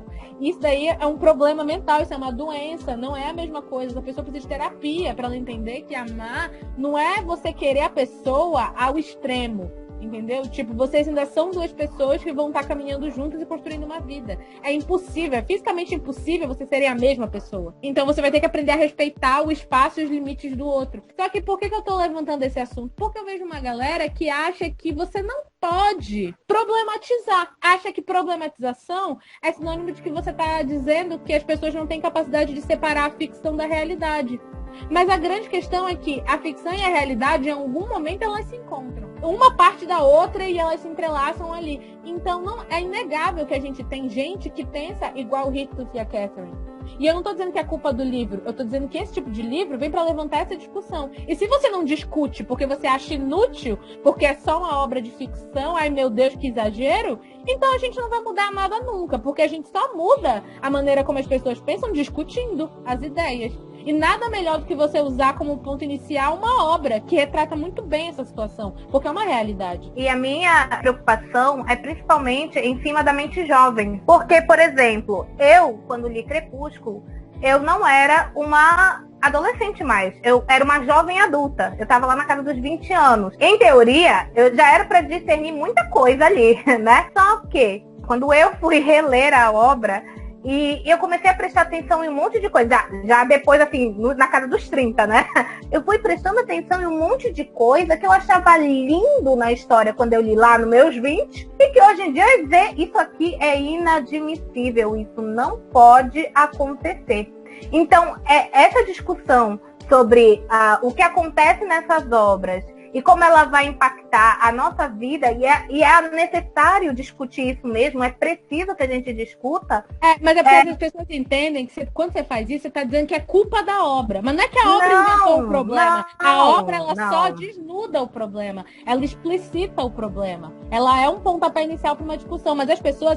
mesmo que aquele pensamento fosse aceitável naquela época, a gente não pode transportar aquilo para nossa realidade agora. Tá? Então, naquela época, a mulher era propriedade do marido, sim. Naquela época, a mulher não tinha escolha. Hoje em dia, ainda tem muita gente que ainda pensa dessa maneira também. Isso é inegável, isso é uma realidade. A gente tem feminicídio, a gente tem os casos de agressão doméstica. A gente ainda tem, porque essa ideia de possessão da mulher como objeto desprovido das próprias vontades, ela está muito atrelada ao machismo, a essa ideia de masculinidade tóxica, de que o homem ele é o soberano, ele tá acima, tem tudo a ver. Então, o que eu tô querendo dizer também é o seguinte, tem muita gente que quer desvalidar as discussões dessas obras, porque usa o discurso de que hoje em dia tudo é problematização. Ai, o mundo tá chato, ai, agora ninguém mais pode ler nada, que todo mundo vem querer problematizar, ai, lacradora, Gente, eu tenho uma raiva dessa gente, porque eu acho assim que você tá sendo muito cego, porque não é que a gente tá querendo dizer que a culpa é do livro, né? Não é aquela coisa de as criancinhas vão ver o livro e daqui pra frente elas vão aprender que elas têm que bater na mulher, os meninos vão aprender isso. Não é isso, não é que o livro ele vai criar o problema, o livro ele vai evidenciar esse problema. E se a gente não discutir o livro, como é que a gente vai discutir as situações do cotidiano? Se a gente não consegue nem discutir um livro, que é uma obra fictícia, como é que a gente vai discutir o que tá ao nosso redor? É isso que eu não entendo. Pois é, esse debate, ele é extenso e geralmente quando a gente entra nele na internet, é só pra gente passar raiva. Toda essa questão da discussão, da importância da literatura, e por que a literatura ela precisa ser discutida, debatida em sala de aula. A gente já teve situações em que alguns livros foram censurados em algumas escolas. Recentemente a gente tem visto muito isso. Não vamos falar de tal livro por causa disso, disso, disso, disso. Recentemente, eu li uma publicação de um autor. Ele fez um textão, ele é autor de alguns livros que falam sobre diversidade e ele fala para o público jovem. Gostaria de informar aos alunos do 7º ano da escola Colégio Santa Cecília que infelizmente não darei a minha palestra anunciada para segunda-feira de manhã. Hoje, dia 15 de abril de 2021, tá? Hoje, dia 15 de abril, depois de um bate-papo sobre literatura e diversidade com um grupo do 7º ano, os diretivos da escola me pediram se eu poderia evitar, na próxima palestra, de falar sobre assuntos relacionados à questão de gênero e deram a entender que não era bem visto que eu comentasse o fato de estar casado com um homem e ser pai de 3 adolescentes. Segundo a professora, que estava incomodada por ser a portadora de tal pedido, o momento atual do país complicava esse tipo de posicionamento. Expliquei para o colégio que o trabalho que faço na TV, nos meus livros e nas palestras está fundamentado na diversidade, pluralidade e liberdade de expressão, porque estou convencido de que essa é a base de uma sociedade mais justa, igualitária e feliz. Sinto muito pelos alunos que são privados de um conteúdo de seu interesse e que a escola não entenda que educar é estimular o pensamento e a livre expressão. Há anos sou convidado de diversas escolas religiosas ou não, e essa é a primeira vez que sou pressionado desta maneira. O assunto da palestra era o livro O Amor nos Tempos do Blog, da Companhia das Letras, um livro que justamente costuma agradar porque aborda temas como preconceito e amor. Então, olha aí, essa questão de você não querer discutir obras porque vai esbarrar em tal assunto, porque pode gerar constrangimentos que só existem na cabeça das pessoas. Esse tipo de censura não pode acontecer, ao passo que a censura ela não pode acontecer e as discussões, elas não querem dizer que você está dizendo que o livro está certo ou está errado. Não, mas a gente entende a história, abstrai a história e verifica quais são os problemas, discute que aquilo não pode acontecer agora. Enfim. E ter responsabilidade na hora que fala das obras. Porque o que eu mais vejo é a gente não tendo isso. Qual que é o grande problema na internet? É que a pessoinha pega um livro desse e coloca assim: livro romântico e maravilhoso. Eu acho que esse é o amor ideal que eu quero pra minha vida. Aí quando vai alguém lá e diz assim, você sabe que esse relacionamento que tá ali no Morro dos Ventos é um relacionamento abusivo, a pessoa fica com raiva, chateada.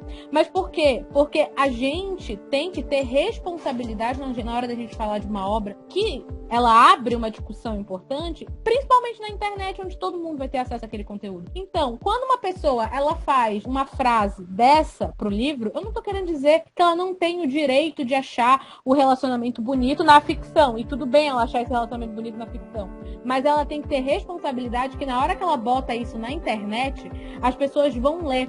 E não tem como as pessoas adivinharem que ela consegue fazer essa diferença entre o que é ficção e o que não é ficção. Até porque a gente sabe que tem muita gente que pensa nesse relacionamento como um relacionamento ideal na realidade, tanto que a gente tem esses casos. Então, eu acho que se você é uma pessoa que não gosta que os outros venham problematizar as suas opiniões, eu acho que você então tem que parar de usar a internet. Porque o que acontece? A internet, ela não é um espaço privado, ela não é teu quintal. Tu quer falar só o que tu pensa para um público restrito, abre um blog. Agora, se você vai lá numa plataforma de comunicação grande, como o Twitter, como o Facebook, etc., e você fala uma coisa dessa, você tem que entender que essas obras vão ter pesos sociais e essa discussão é válida. E não ficar dizendo que isso é chatice, coisa de gente chata, que não pode, agora tudo se problematiza. Não, não é que tudo se problematiza. É que hoje em dia a gente está dando atenção para como essas obras elas retratam cenários reais. E a gente precisa fazer isso, porque isso é necessário. E se a gente não fizer, a gente vai perpetuar comportamentos e situações que não devem mais acontecer, que não são mais aceitáveis. A mulher, ela não é mais propriedade do marido.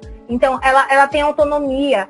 E o cara, ele não pode achar que ele tem domínio total sobre a esposa, entendeu? Ela é uma outra pessoa, ela é um outro indivíduo. Ela pode até não querer as mesmas coisas que você. E tá tudo bem. Não é por causa disso que você é menos homem. Não é por causa disso que você precisa bater nela. Não é por causa disso que você chega a casos extremos de matar. E o nome certo, feminicídio. Matar a mulher por ela ser mulher, pura e simplesmente. Não tem essa história de eu matei porque eu amava demais. Que história é essa? Como que você ama demais uma pessoa e acaba com a vida dela? Não faz sentido nenhum. Agora, você quebrar o brinquedo porque você não quer que outras pessoas brinquem com aquele brinquedo, isso faz sentido. Então, dá para perceber que são coisas completamente distintas e a gente não pode deixar que esse tipo de pensamento se perpetue para as novas gerações, porque os jovens, eles acabam se iludindo com essas ideias de amor, que na verdade não são amor, e eles acabam reproduzindo. E não tem aquele filtro que nós, que estamos mais velhas, né? A gente tem um filtro que mostra pra gente, epa,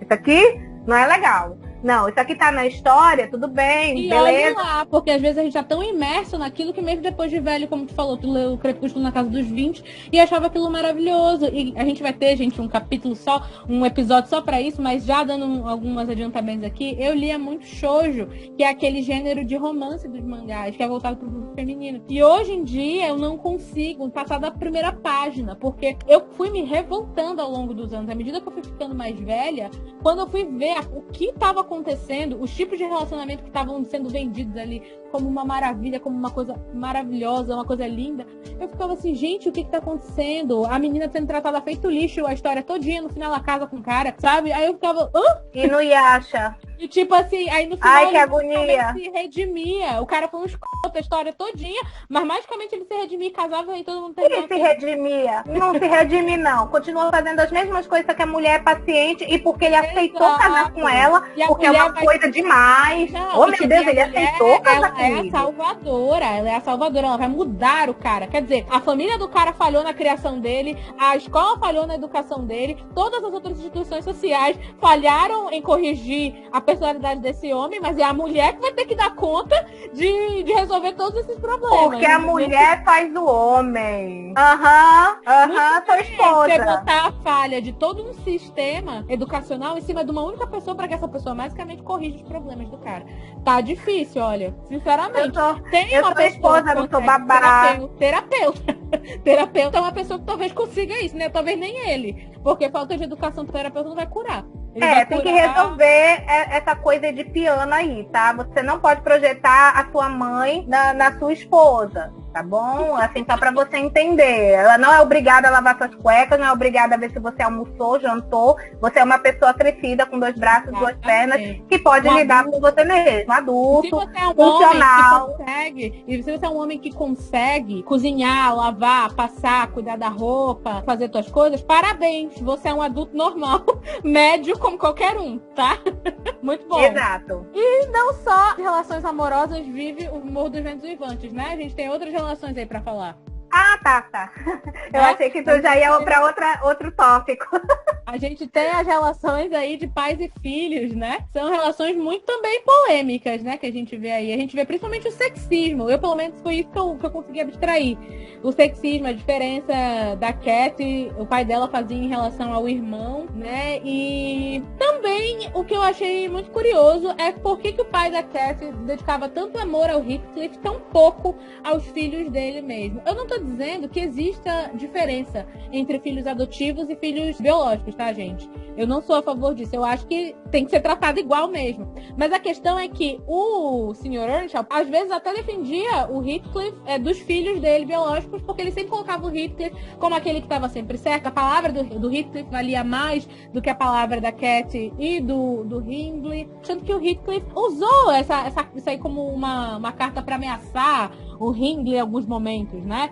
Porque o Hindley maltratava realmente muito o Heathcliff, até com castigos físicos, batia nele, ameaçava, xingava. Mas, assim, é uma coisa que é curiosa, porque parece que o Sr. Earnshaw conseguiu transferir uma grande quantidade de amor e tolerância pro Heathcliff, que era um desconhecido até então, e pra filha, que ele conviveu tanto quanto o Heathcliff dentro de casa, ele dedicava tão pouca atenção. Inclusive, ele chega até a insinuar que era melhor ela não ter nascido, que ela era muito rebelde, porque ela não podia ser uma filha boa, quando na verdade ela só reproduzia até os mesmos comportamentos que o Heathcliff tinha, mas eram 2 pesos e 2 medidas dados aí, né? É um sexismo. Quando tu começou a falar sobre relações e tal, sobre casamento, tu falou que chamou mais atenção pra ti foi os casais, principalmente os protagonistas, né? Só que pra mim não foi tanto isso. Assim, deixa eu explicar. É porque eu já li esse livro, essa foi a 3ª vez que eu li esse livro. A primeira vez eu li em 2011, por pura e simples curiosidade, justamente porque eu estava na época crepusculete da vida, e aí eu tinha lido Crepúsculo e ela amava muito esse livro. E aí, por causa disso, eu queria saber por que a Isabela se encantava tanto com essa história. Aí eu li, peguei emprestado o livro e li. Só que, como eu peguei emprestado, o livro não era meu, eu li com pressa. Eu não li com aquela atenção 100% que a gente tem quando o livro é nosso, porque eu devolvo os livros que eu pego emprestado, viu? Aliás, essa é a dica pra vocês. Gente, se vocês pegam um livro emprestado com uma pessoa, por favor, devolva, tá? Porque se é um livro favorito da pessoa, a pessoa tem que comprar de novo. Eu já tive que comprar de novo inúmeros livros meus, porque as pessoas pegam emprestado e não me devolvem. E aí eu fico sem o meu livro. E eu já até ouvi na minha cara o seguinte: você não pode ser egoísta, você tem que compartilhar o conhecimento. Eu tenho que compartilhar o conhecimento. Só que ninguém me dá o dinheiro para comprar o segundo livro depois que leva o meu primeiro. Não, gente, o pessoal que lê, que gosta de ter os livros em casa, eu não tô falando daquele pessoal que só gosta de ler as histórias e não se importa, porque tem gente que é desapegada mesmo, né? Que não tem nada demais, se a pessoa não devolver tá tudo bem. Só que eu não, eu sou apegada, entendeu? Cada livro meu é um pedaço da minha memória, é um momento da minha vida.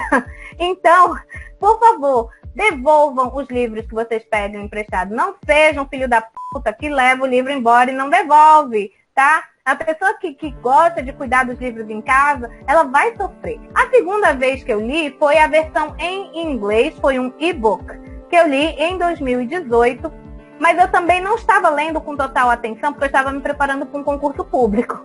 Então eu estava lendo assim para tentar desafogar a minha mente, mas eu estava com muita pressão, porque eu queria muito passar naquela prova, estava estudando, enfim.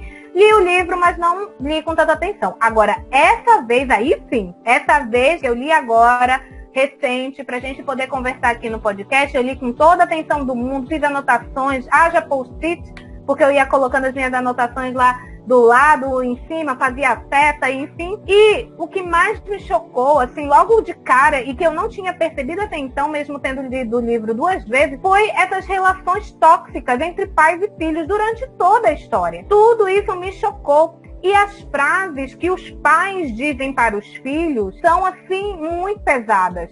Elas são muito doloridas. Você consegue sentir a dor de longe. A Catherine, ela tinha essa personalidade mais expansiva. E quando o pai dela agia dessa forma com ela, ela desconversava e até rebatia. Mas isso não quer dizer que aquilo não doía nela. Com certeza aquilo doía nela.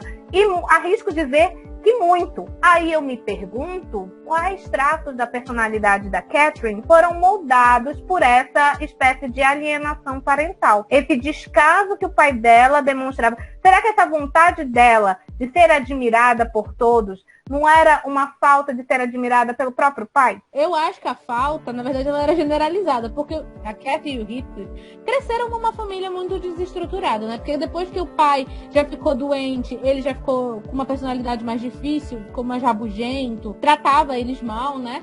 E depois que o pai morreu, foi daí pra pior, porque o irmão dela assumiu a casa, ela e o Hitler viviam sendo maltratados pelo Joseph, pelo próprio Hindley. O Hindley vivia maltratando o Hitler, isso que fazia a Cat ficar muito chateada. Então, assim, a casa deles era muito desestruturada. Eu acho que o pai teve uma boa dose de culpa em cima disso, mas não só ele. Eu acho que a infância dela como um todo, ela vivia por aí descalça e suja, correndo com o Hitler pra cima e pra baixo. Tanto que ela vai parar na casa dos Linton numa dessas andanças, né, que ela tava fazendo com o Hitler, que ela foi lá espiar os vizinhos. E até eles falam, né, quem é essa menina que o cachorro mordeu? É aquela menina do Morro dos Ventos Vivantes que o irmão deixa largada por aí. Então eu acho que, na verdade, é todo esse conjunto de sucessões de tutores que ela teve que não deram um mínimo de atenção pra ela. Uma fala do Heathcliff que chama atenção é que quando ele volta lá da Granja dos Tordos, que a Catherine foi mordida e fica por lá, quando ele volta pro Morro dos Ventos Vivantes, que ele vai relatar o que aconteceu pra Nellie, ele fala assim pra Nellie: a gente foi até lá ver o que os Lincolns fazem no domingo.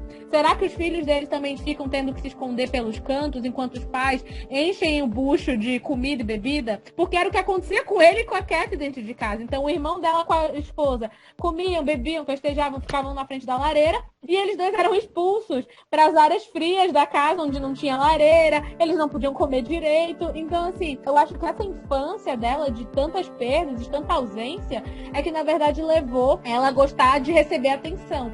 E aí é que tudo muda, porque quando ela vai lá pra casa dos Lincolns, ela se sente acolhida, eles dão atenção pra ela se sente amada. Então, daí começa a nascer aquela ideia na cabeça dela, na verdade, de que ela queria ter aquele estilo de vida pra ela, né? Que é o que leva ela a casar com Edgar depois. Só que eu acho assim, que o ambiente ele influencia as pessoas, sim.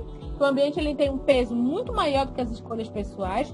Porém, eu acho que também tem um quê pessoal aí no meio. Porque a Cat, ela podia ter levado essa carência dela para que ela se tornasse uma pessoa mais empática. Poxa, não tiveram empatia por mim, eu não quero fazer com os outros o que eu não gostei que fizessem comigo, então eu vou ser empática. E não é o que acontece. Ela usa essa carência dela para inflar o ego dela, ela se torna egocêntrica ali ao extremo, egoísta ao extremo, e tudo tem que girar em torno de mim. Já que eu não tive o pônei que eu queria quando eu tinha 6 anos, pois agora todo mundo vai ter que fazer o que eu quero. Porque eu posso, porque eu sou muito importante. E eu acho engraçado é que assim, todo mundo nessa história é assim, que lugar é esse da Inglaterra? Eu não quero ir pra lá. Só assim. A água de lá é a água. É, deve ser alguma coisa na água, no ar, enfim. Mas aí eu vou ler pra gente o trecho, assim, que é logo no comecinho do livro. E quando eu comecei a reler o livro e chegou nessas partes, o meu olho ficava assim, muito arregalado. Porque o modo como eles são tratados ainda crianças,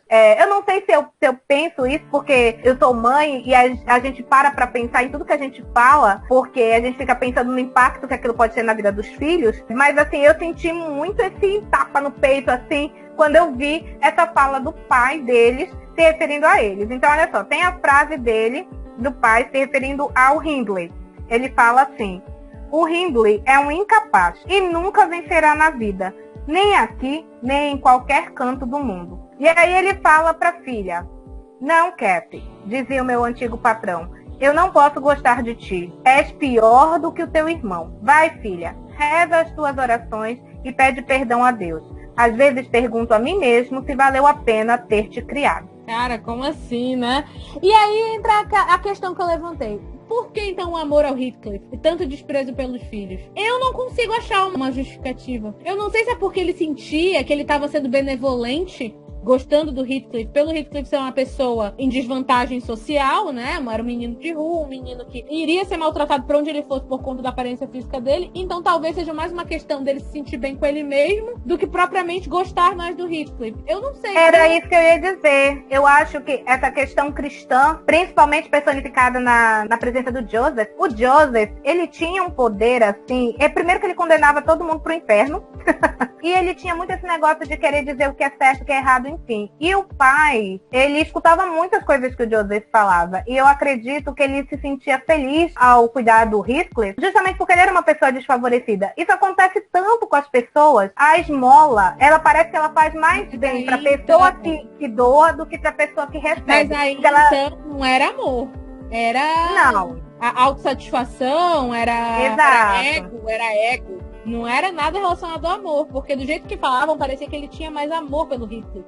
Só que não entrava na minha cabeça. Porque se ele era capaz de amar o Heathcliff, por que ele não era capaz de amar a Kathy, que tinha o mesmo comportamento classificado como ele de rebelde, de um comportamento não aceitável? Porque ele brigava com a Kathy quando ela se mal comportava, mas era exatamente quando ela tava junto com o Heathcliff, e os dois lá. Só que do Heathcliff ele não chamava atenção, ele não dizia que o Heathcliff tava sendo uma má pessoa, mas pra Kathy ele dizia. E também pra mim tem essa questão do sexismo também, porque ele achava que ela não era adequada pra estar se comportando daquela maneira, porque ela não podia, porque ela era mulher. Porque mulher não tem que se comportar daquela maneira. Exato. Eu acho que é um conjunto de muitas coisas. Nas relações familiares, a gente tem algumas coisas que parecem muito sem explicação. E eu acho que pra gente ter essa explicação, só se o nosso narrador ele fosse onisciente, só se a história fosse narrada em terceira pessoa. Mas como é a Nelly que conta a história para o Sr. Lockwood, que conta a história pra gente, essa narração, ela não tem muita, assim, não é muito digna de confiança, porque passa por mão de muitas pessoas, lembranças de muitas pessoas, né? Mas eu acredito que o Sr. Earnshaw, ele agia dessa forma pelos deveres cristãos dele, porque isso tinha incutido na cabeça dele, e por uma espécie de experiência própria. Às vezes os pais, eles são mais críticos e bravos com os próprios filhos do que com outras crianças que convivem com eles, né? Então, os pais são mais exigentes. Eu tô querendo dizer exigente e não cruel. No caso do senhor Earnshaw, ele era cruel, tá? É um outro nível. Mas assim, a maioria dos pais, eles tendem a cobrar mais dos próprios filhos do que de outras crianças que convivam com eles. Às vezes cobra mais do filho do que do sobrinho, né? Tem uma relação próxima com o sobrinho, aí mima o sobrinho, e aí mais com o filho não, já é de outra forma. Enfim, os seres humanos são complexos, a gente só pode conjecturar aí o porquê que o senhor Earnshaw agia dessa forma, mas eu acredito que os dois pesos que tinham aí era essa questão cristã dele, aliada com o fato dele ser ranzinza e querer que os filhos se sobressaíssem. Eu não sei se isso era uma tentativa de motivação, tipo, eu vou pisar na tua cabeça pra ver se tu tenta levantar, que é uma coisa assim, que não funciona. Isso, na verdade, gera um ciclo de violência, porque se você cresce num ambiente desse, você vai reproduzir isso com seus filhos, e aí os seus filhos vão reproduzir isso com os filhos deles. E é o que acontece, inclusive, com o Hindley, né? Porque o Hindley é pai agressivo. Ele foi maltratado pelo pai, e quando ele se torna pai, ele é um pai bêbado e agressivo com o Harrington, né? Então, é uma das coisas que a gente vê que não dá certo. Esse tipo de coisa não dá certo, né? E isso não é passada de pano, viu? Isso não é passada de pano pro Hindley, porque ele sofreu na infância com o pai dele, que ele é assim. A gente tem que reconhecer o papel que o ambiente com o qual a gente é inserido, o papel que isso tem no modelamento dos nossos pensamentos e comportamentos. Isso é uma coisa prevista pela filosofia. Então não tem como a gente negar que o ambiente ele também vai influenciar diretamente no tipo de pessoa que você vai ser. Isso daí é uma coisa chamada cultura. A cultura, ela modela o que você vai gostar, o que você não vai gostar, o que você acha certo e o que você acha errado. E os pais, eles são os grandes modelos, né? Eles são grandes modelos na criação. Ao você se tornar pai e mãe, você pensa muito nas coisas que você vai fazer, dizer e agir e como fazer, porque, querendo ou não, as crianças, elas aprendem mais imitando aquilo que você faz do que ouvindo o que você fala. Existe muito esse ditado de faço o que eu digo, mas não faço o que eu faço. Só que isso é uma falácia, porque assim, os pais, eles podem morrer dizendo, mas se eles têm outras atitudes, os filhos vão acabar reproduzindo as atitudes e não o que eles falam. Então assim, a gente tem que mudar esse pensamento também, mas essas relações de pai... Gente, quando eu li essa frase... Não, e pra mim, a relação de pai e filho que mais me deixou chocada foi o Heathcliff com o filho dele. Porque depois que fica muito claro qual era o plano dele, e que quando ele... Primeiro que quando ele recebe o menino, ele diz assim: eu vou tratar ele bem, eu não vou maltratar ele. Eu vou tratar ele bem porque eu preciso dele vivo para que eu possa pegar as propriedades que estão no nome dele, que ele herdou da mãe. Quando ele diz isso, tipo, ele diz isso pra Nelly Jean, né? Não, Nelly, não precisa se preocupar que eu não vou maltratar o menino, não. Pelo contrário, eu quero mais é que ele viva até o momento que eu precisar. Tipo, isso pra mim foi um choque. Porque primeiro que ele despreza o menino, porque o menino não parece com ele fisicamente. O menino nasceu mais parecido com a mãe. Daí ele já começa a ficar com raiva por causa disso. Porque o menino é branco, lourinho, né? E tem a saúde frágil, igual a mãe. Aí ele despreza o menino por causa da aparência, despreza o menino porque ele acha que o menino não é homem de verdade, por conta da aparência frágil que ele tinha. E ele ainda despreza o menino porque ele não amava ele como filho. Ele não queria ter tido esse filho. Ele teve esse filho por um interesse. E ele deixa isso muito claro pra Nelly Jean. E aí depois que ele diz assim, por aquela criatura eu não sinto nada, senão desprezo, eu só preciso dele pra conseguir concretizar o meu plano, eu fiquei muito assim, na hora, mano, o Heathcliff, eu fiquei, mano, esse cara não presta. Ai, que ódio dele, porque eu achei aquilo ali uma maldade. E aí quando ele já consegue consumar o plano dele, que é forçar o menino a casar com a Catherine, pra ele poder pegar a Granja dos Tordos pra ele, né? Ele faz de tudo pro menino acelerar o processo de morte dele. Ele não chama o médico pro menino morrer mais rápido. Então, pra te ver o desapego e o desprezo que ele tinha. E era filho dele. Ele podia não ver na aparência, fisicamente, o menino, os traços dele ali, mas era filho dele. Então, tipo, ele não tinha um pingo de amor, ele não tinha um pingo nem de talvez, empatia. Não precisava nem ser amor. Ele conseguia se colocar no lugar do menino, já que eles não se conheceram, ele não fez parte da vida do garoto na infância, o garoto não reconhecia ele como pai, mas aí, nem isso ele conseguia ter. Então, aquilo ali pra mim foi muito chocante, sabe? Pois é, e o fato dele também exercer pressão psicológica. Ele fazia uma tortura psicológica com o menino. Isso acontece até hoje, infelizmente. As pessoas acharem que violência só é física. Ele fala pra Nelly Jean que ele não vai maltratar o menino, que ele não vai... Mas isso ele quer dizer o quê? Que ele não vai bater no menino. Porém, o menino vivia nervoso.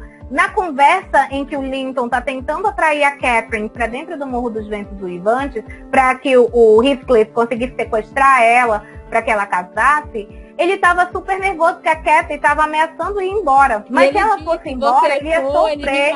Não, e ele fala, se você for, ele me mata. Sabe? Olha. Exato. É por isso que eu não gosto da atitude da Nellie Jean com relação ao Linton. Porque a Nellie Jean fica com raiva do Linton. Tudo bem, ali na hora ele contribuiu pro plano do Heathcliff se concretizar, né? Atraiu elas duas pra lá, elas ficaram trancadas e tal. Mas a Nellie Jean chama ele de ser desprezível, chama ele de covarde. Só que, tipo assim, é diferente de você olhar de fora e chamar ele de covarde, sendo que você não tá na pele dele. O menino vivia sob tortura todos os dias, sob ameaça. É tipo aquela questão daquelas pessoas que fazem crimes sob ameaça. Aquelas mulheres que o marido maltrata, o marido bate, e aí eles forçam elas a fazer coisas que elas não deveriam, entendeu? Tipo, força ela a traficar droga com ele, entendeu? Ou então força ela a ajudar ele a comprar uma arma ilegal, força a mulher a fazer crimes, né? A mulher fez aquele crime sob pressão psicológica, ela estava sendo torturada psicologicamente. Tanto que a lei prevê isso. Se a pessoa ela é torturada e ela comete um crime sob tortura, a pessoa não é penalizada pelo crime que ela exerce, porque se entende que você tá fazendo coisas não porque você quer, você tá fazendo coisas porque ou você faz ou você morre. Então você vai escolher preservar a sua vida, sob ameaça. Você tá escolhendo preservar a sua vida. Então eu achei muito injusto da parte da Nellie Jean quando ela fica com raiva do Linton e começa a desprezar ele por causa da atitude dele. A posição que ele estava ocupando ali, ele estava em desvantagem total, porque ele era doente, ele não tinha força, o pai dele tinha o triplo de força dele, e o pai dele era capaz de matar ele. Ele estava como se ele tivesse... Prisioneiro. Ele estava como um prisioneiro, exatamente, do Heathcliff. Então ele não tinha escolha.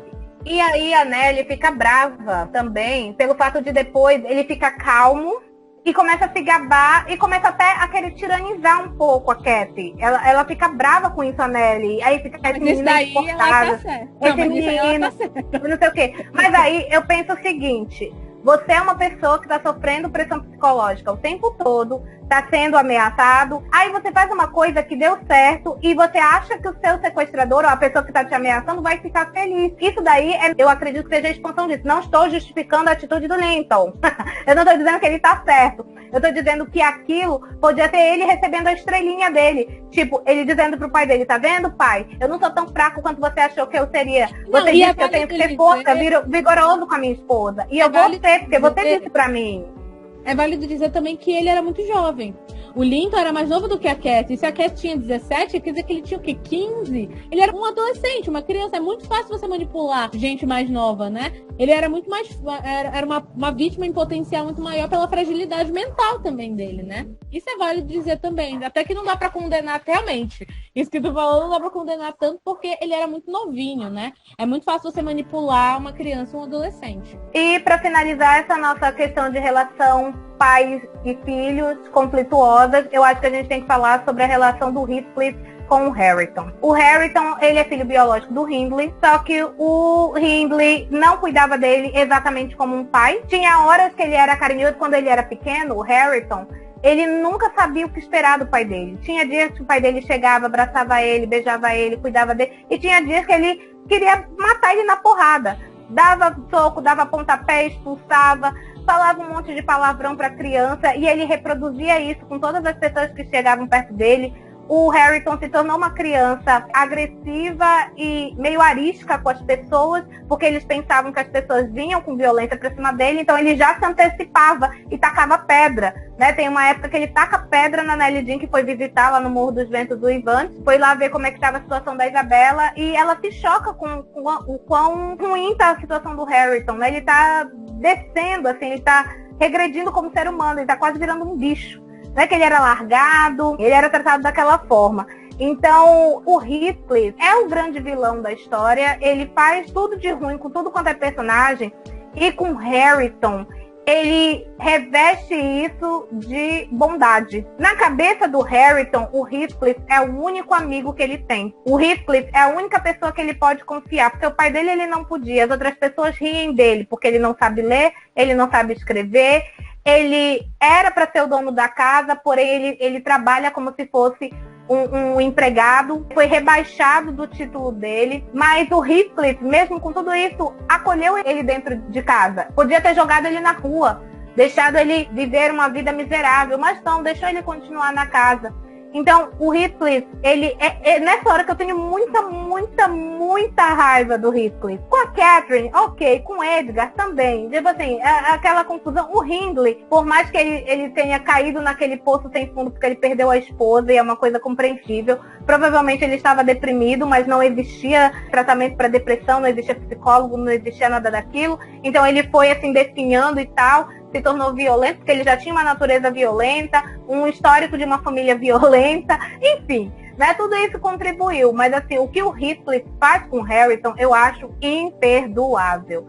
Ele trata o menino como a escória, deixou o menino naquela situação, porque ele podia ter cuidado da educação do Harrington, sim.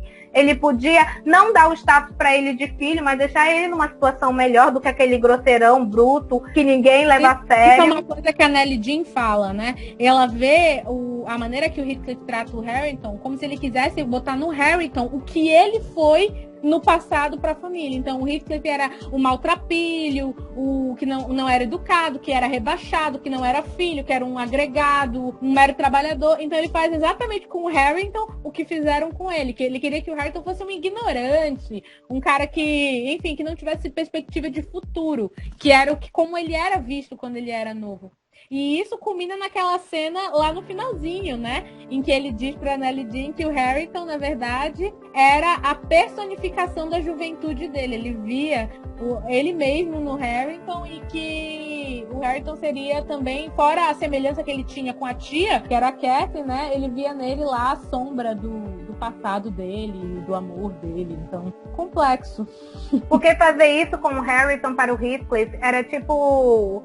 Era a cereja do bolo da vingança dele contra o Hindley. Então ele não se contentou em tirar tudo do Hindley e deixar ele na lama. Ele queria prejudicar o filho dele. Fazer o filho dele descer para onde o Hindley achava que o Heathcliff estava, que o Heathcliff era.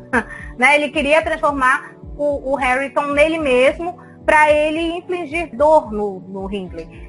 Só que ele não consegue isso mais. Ele não consegue porque ele acaba se afeiçoando ao Harrington. Na verdade, o Harrington... acha que ele se afeiçoa? Ele se afeiçoa. Porque quando ele fala lá no finalzinho, ele diz que ele tem indiferença. Porque ele diz que várias coisas afastam ele de olhar pro Harrington. A semelhança dele com a Kathy, o fato do Harrington ser um símbolo de como ele foi um dia e também de como o Harrington lembrava o plano dele, o plano de vida dele, que foi aquela vingança, que também era um símbolo do amor perdido dele pela Kathy. E ele diz que tudo isso leva ele à indiferença a Harrington. Tipo, então eu não ri. Mas indiferença em alguém que queria acabar contigo era afeição. Assim, considerando. Afeição não no sentido de ele dizer assim, você vai ser meu filho a partir de agora, eu vou te amar, vou te cuidar e respeitar pro resto da vida. Não, não é isso. Mas ele desistiu simplesmente de fazer o menino ser autodestrutivo como pai. A intenção dele era que o Harrington tivesse um final muito triste, de preferência muito violento. Era isso que ele queria. Ele queria a degradação total do Harrington. Só que ele desiste. Ele desiste porque, assim, ele vê no menino... na verdade, ele queria que o filho dele, o Linton, fosse como o Harrington. Tivesse o porte físico do Harrington. A virilidade, digamos assim, do Harrington, né? E o Linton era justamente o contrário. O Linton parecia o tio, afeminado, dócil demais, medroso, com a saúde frágil. Ele via aquilo assim, tipo, não é possível que uma coisa dessa tenha saído de mim. Ele invejava até isso no Hindley. Ele invejava isso no Hindley. O Hindley fez um filho que é forte, é viril, aguenta o tranco. Eu tô aqui pisando na cabeça dele, mas ele tá firme e forte. Ele queria isso do próprio filho e não teve. Isso não é uma afeição, amorzinho, nossa, que legal. Mas ele desistiu do plano dele de acabar com a vida do Harrington. Então eu acho que isso é ganho. Ei, Sil, você mesmo que tá ouvindo a gente. Eu sou a Carol Will e estou passando só pra avisar que ainda não acabou. Se liga aí. Essa música, ela é uma releitura da obra do ponto de vista da Catherine, a mãe, né, a que é falecida, porque tem alguns elementos sobrenaturais na obra. A Cat, ela já tinha essa doença dos nervos, né? provavelmente desde ela era muito nova, por conta de toda a carga emocional e trauma que ela sofreu, todo aquele abandono que a gente já discutiu. É uma coisa que está escrita no livro que até então o cinema tinha aí completamente ignorado, né? Completamente. Colocaram cilada. Por dois motivos, vários não, dois motivos. Um, porque a Cat, ela tava apaixonada pelo amor. Quando a gente é jovem, a gente nem conhece a pessoa e a gente acha que a gente ama. Viu só? Então fica ligado pra não perder a parte 2 desse episódio. Vem ler Mundo da Fundos com a gente.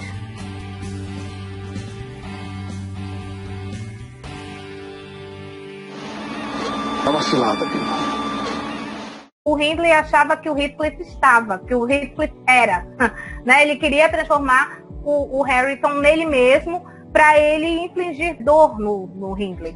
Só que ele não consegue isso mais, ele não consegue porque ele acaba se afeiçoando ao Harrington. Na verdade, o Harrington... acha que ele se afeiçoa? Ele se afeiçoa. Porque quando ele fala lá no finalzinho, ele diz que ele tem indiferença. Porque ele diz que várias coisas afastam ele de olhar pro Harrington. A semelhança dele com a Kathy, o fato do Harrington ser um símbolo de como ele foi um dia e também de como o Harrington lembrava o plano dele, o plano de vida dele, que foi aquela vingança, que também era um símbolo do amor perdido dele pela Kathy. E ele diz que tudo isso leva ele à indiferença a Harrington. Tipo, então eu não ri. Mas indiferença em alguém que queria acabar contigo era afeição. Assim, considerando. Afeição não no sentido de ele dizer assim, você vai ser meu filho a partir de agora, eu vou te amar, vou te cuidar e respeitar pro resto da vida. Não, não é isso. Mas ele desistiu simplesmente de fazer o menino ser autodestrutivo como pai. A intenção dele era que o Harrington tivesse um final muito triste, de preferência muito violento. Era isso que ele queria. Ele queria a degradação total do Harrington. Só que ele desiste. Ele desiste porque, assim, ele vê no menino... na verdade, ele queria que o filho dele, o Linton, fosse como o Harrington. Tivesse o porte físico do Harrington. A virilidade, digamos assim, do Harrington, né? E o Linton era justamente o contrário. O Linton parecia o tio, afeminado, dócil demais, medroso, com a saúde frágil. Ele via aquilo assim, tipo, não é possível que uma coisa dessa tenha saído de mim. Ele invejava até isso no Hindley.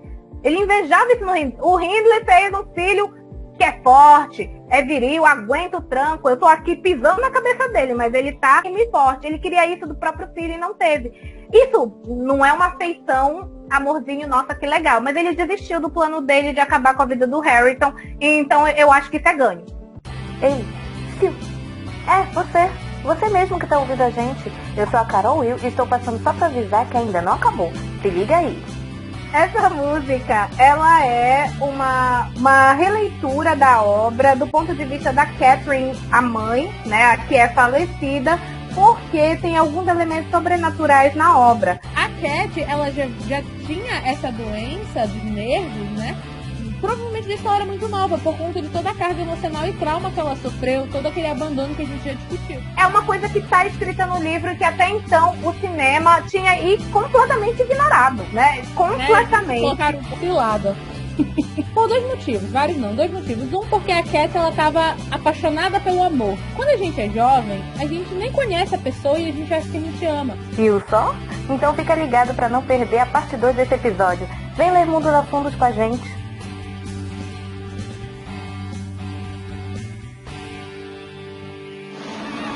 É uma cilada, viu? É jovem, a gente nem conhece a pessoa e a gente acha que a gente ama. Viu só? Então fica ligado pra não perder a parte 2 desse episódio. Vem ler Mundo da Fundos com a gente.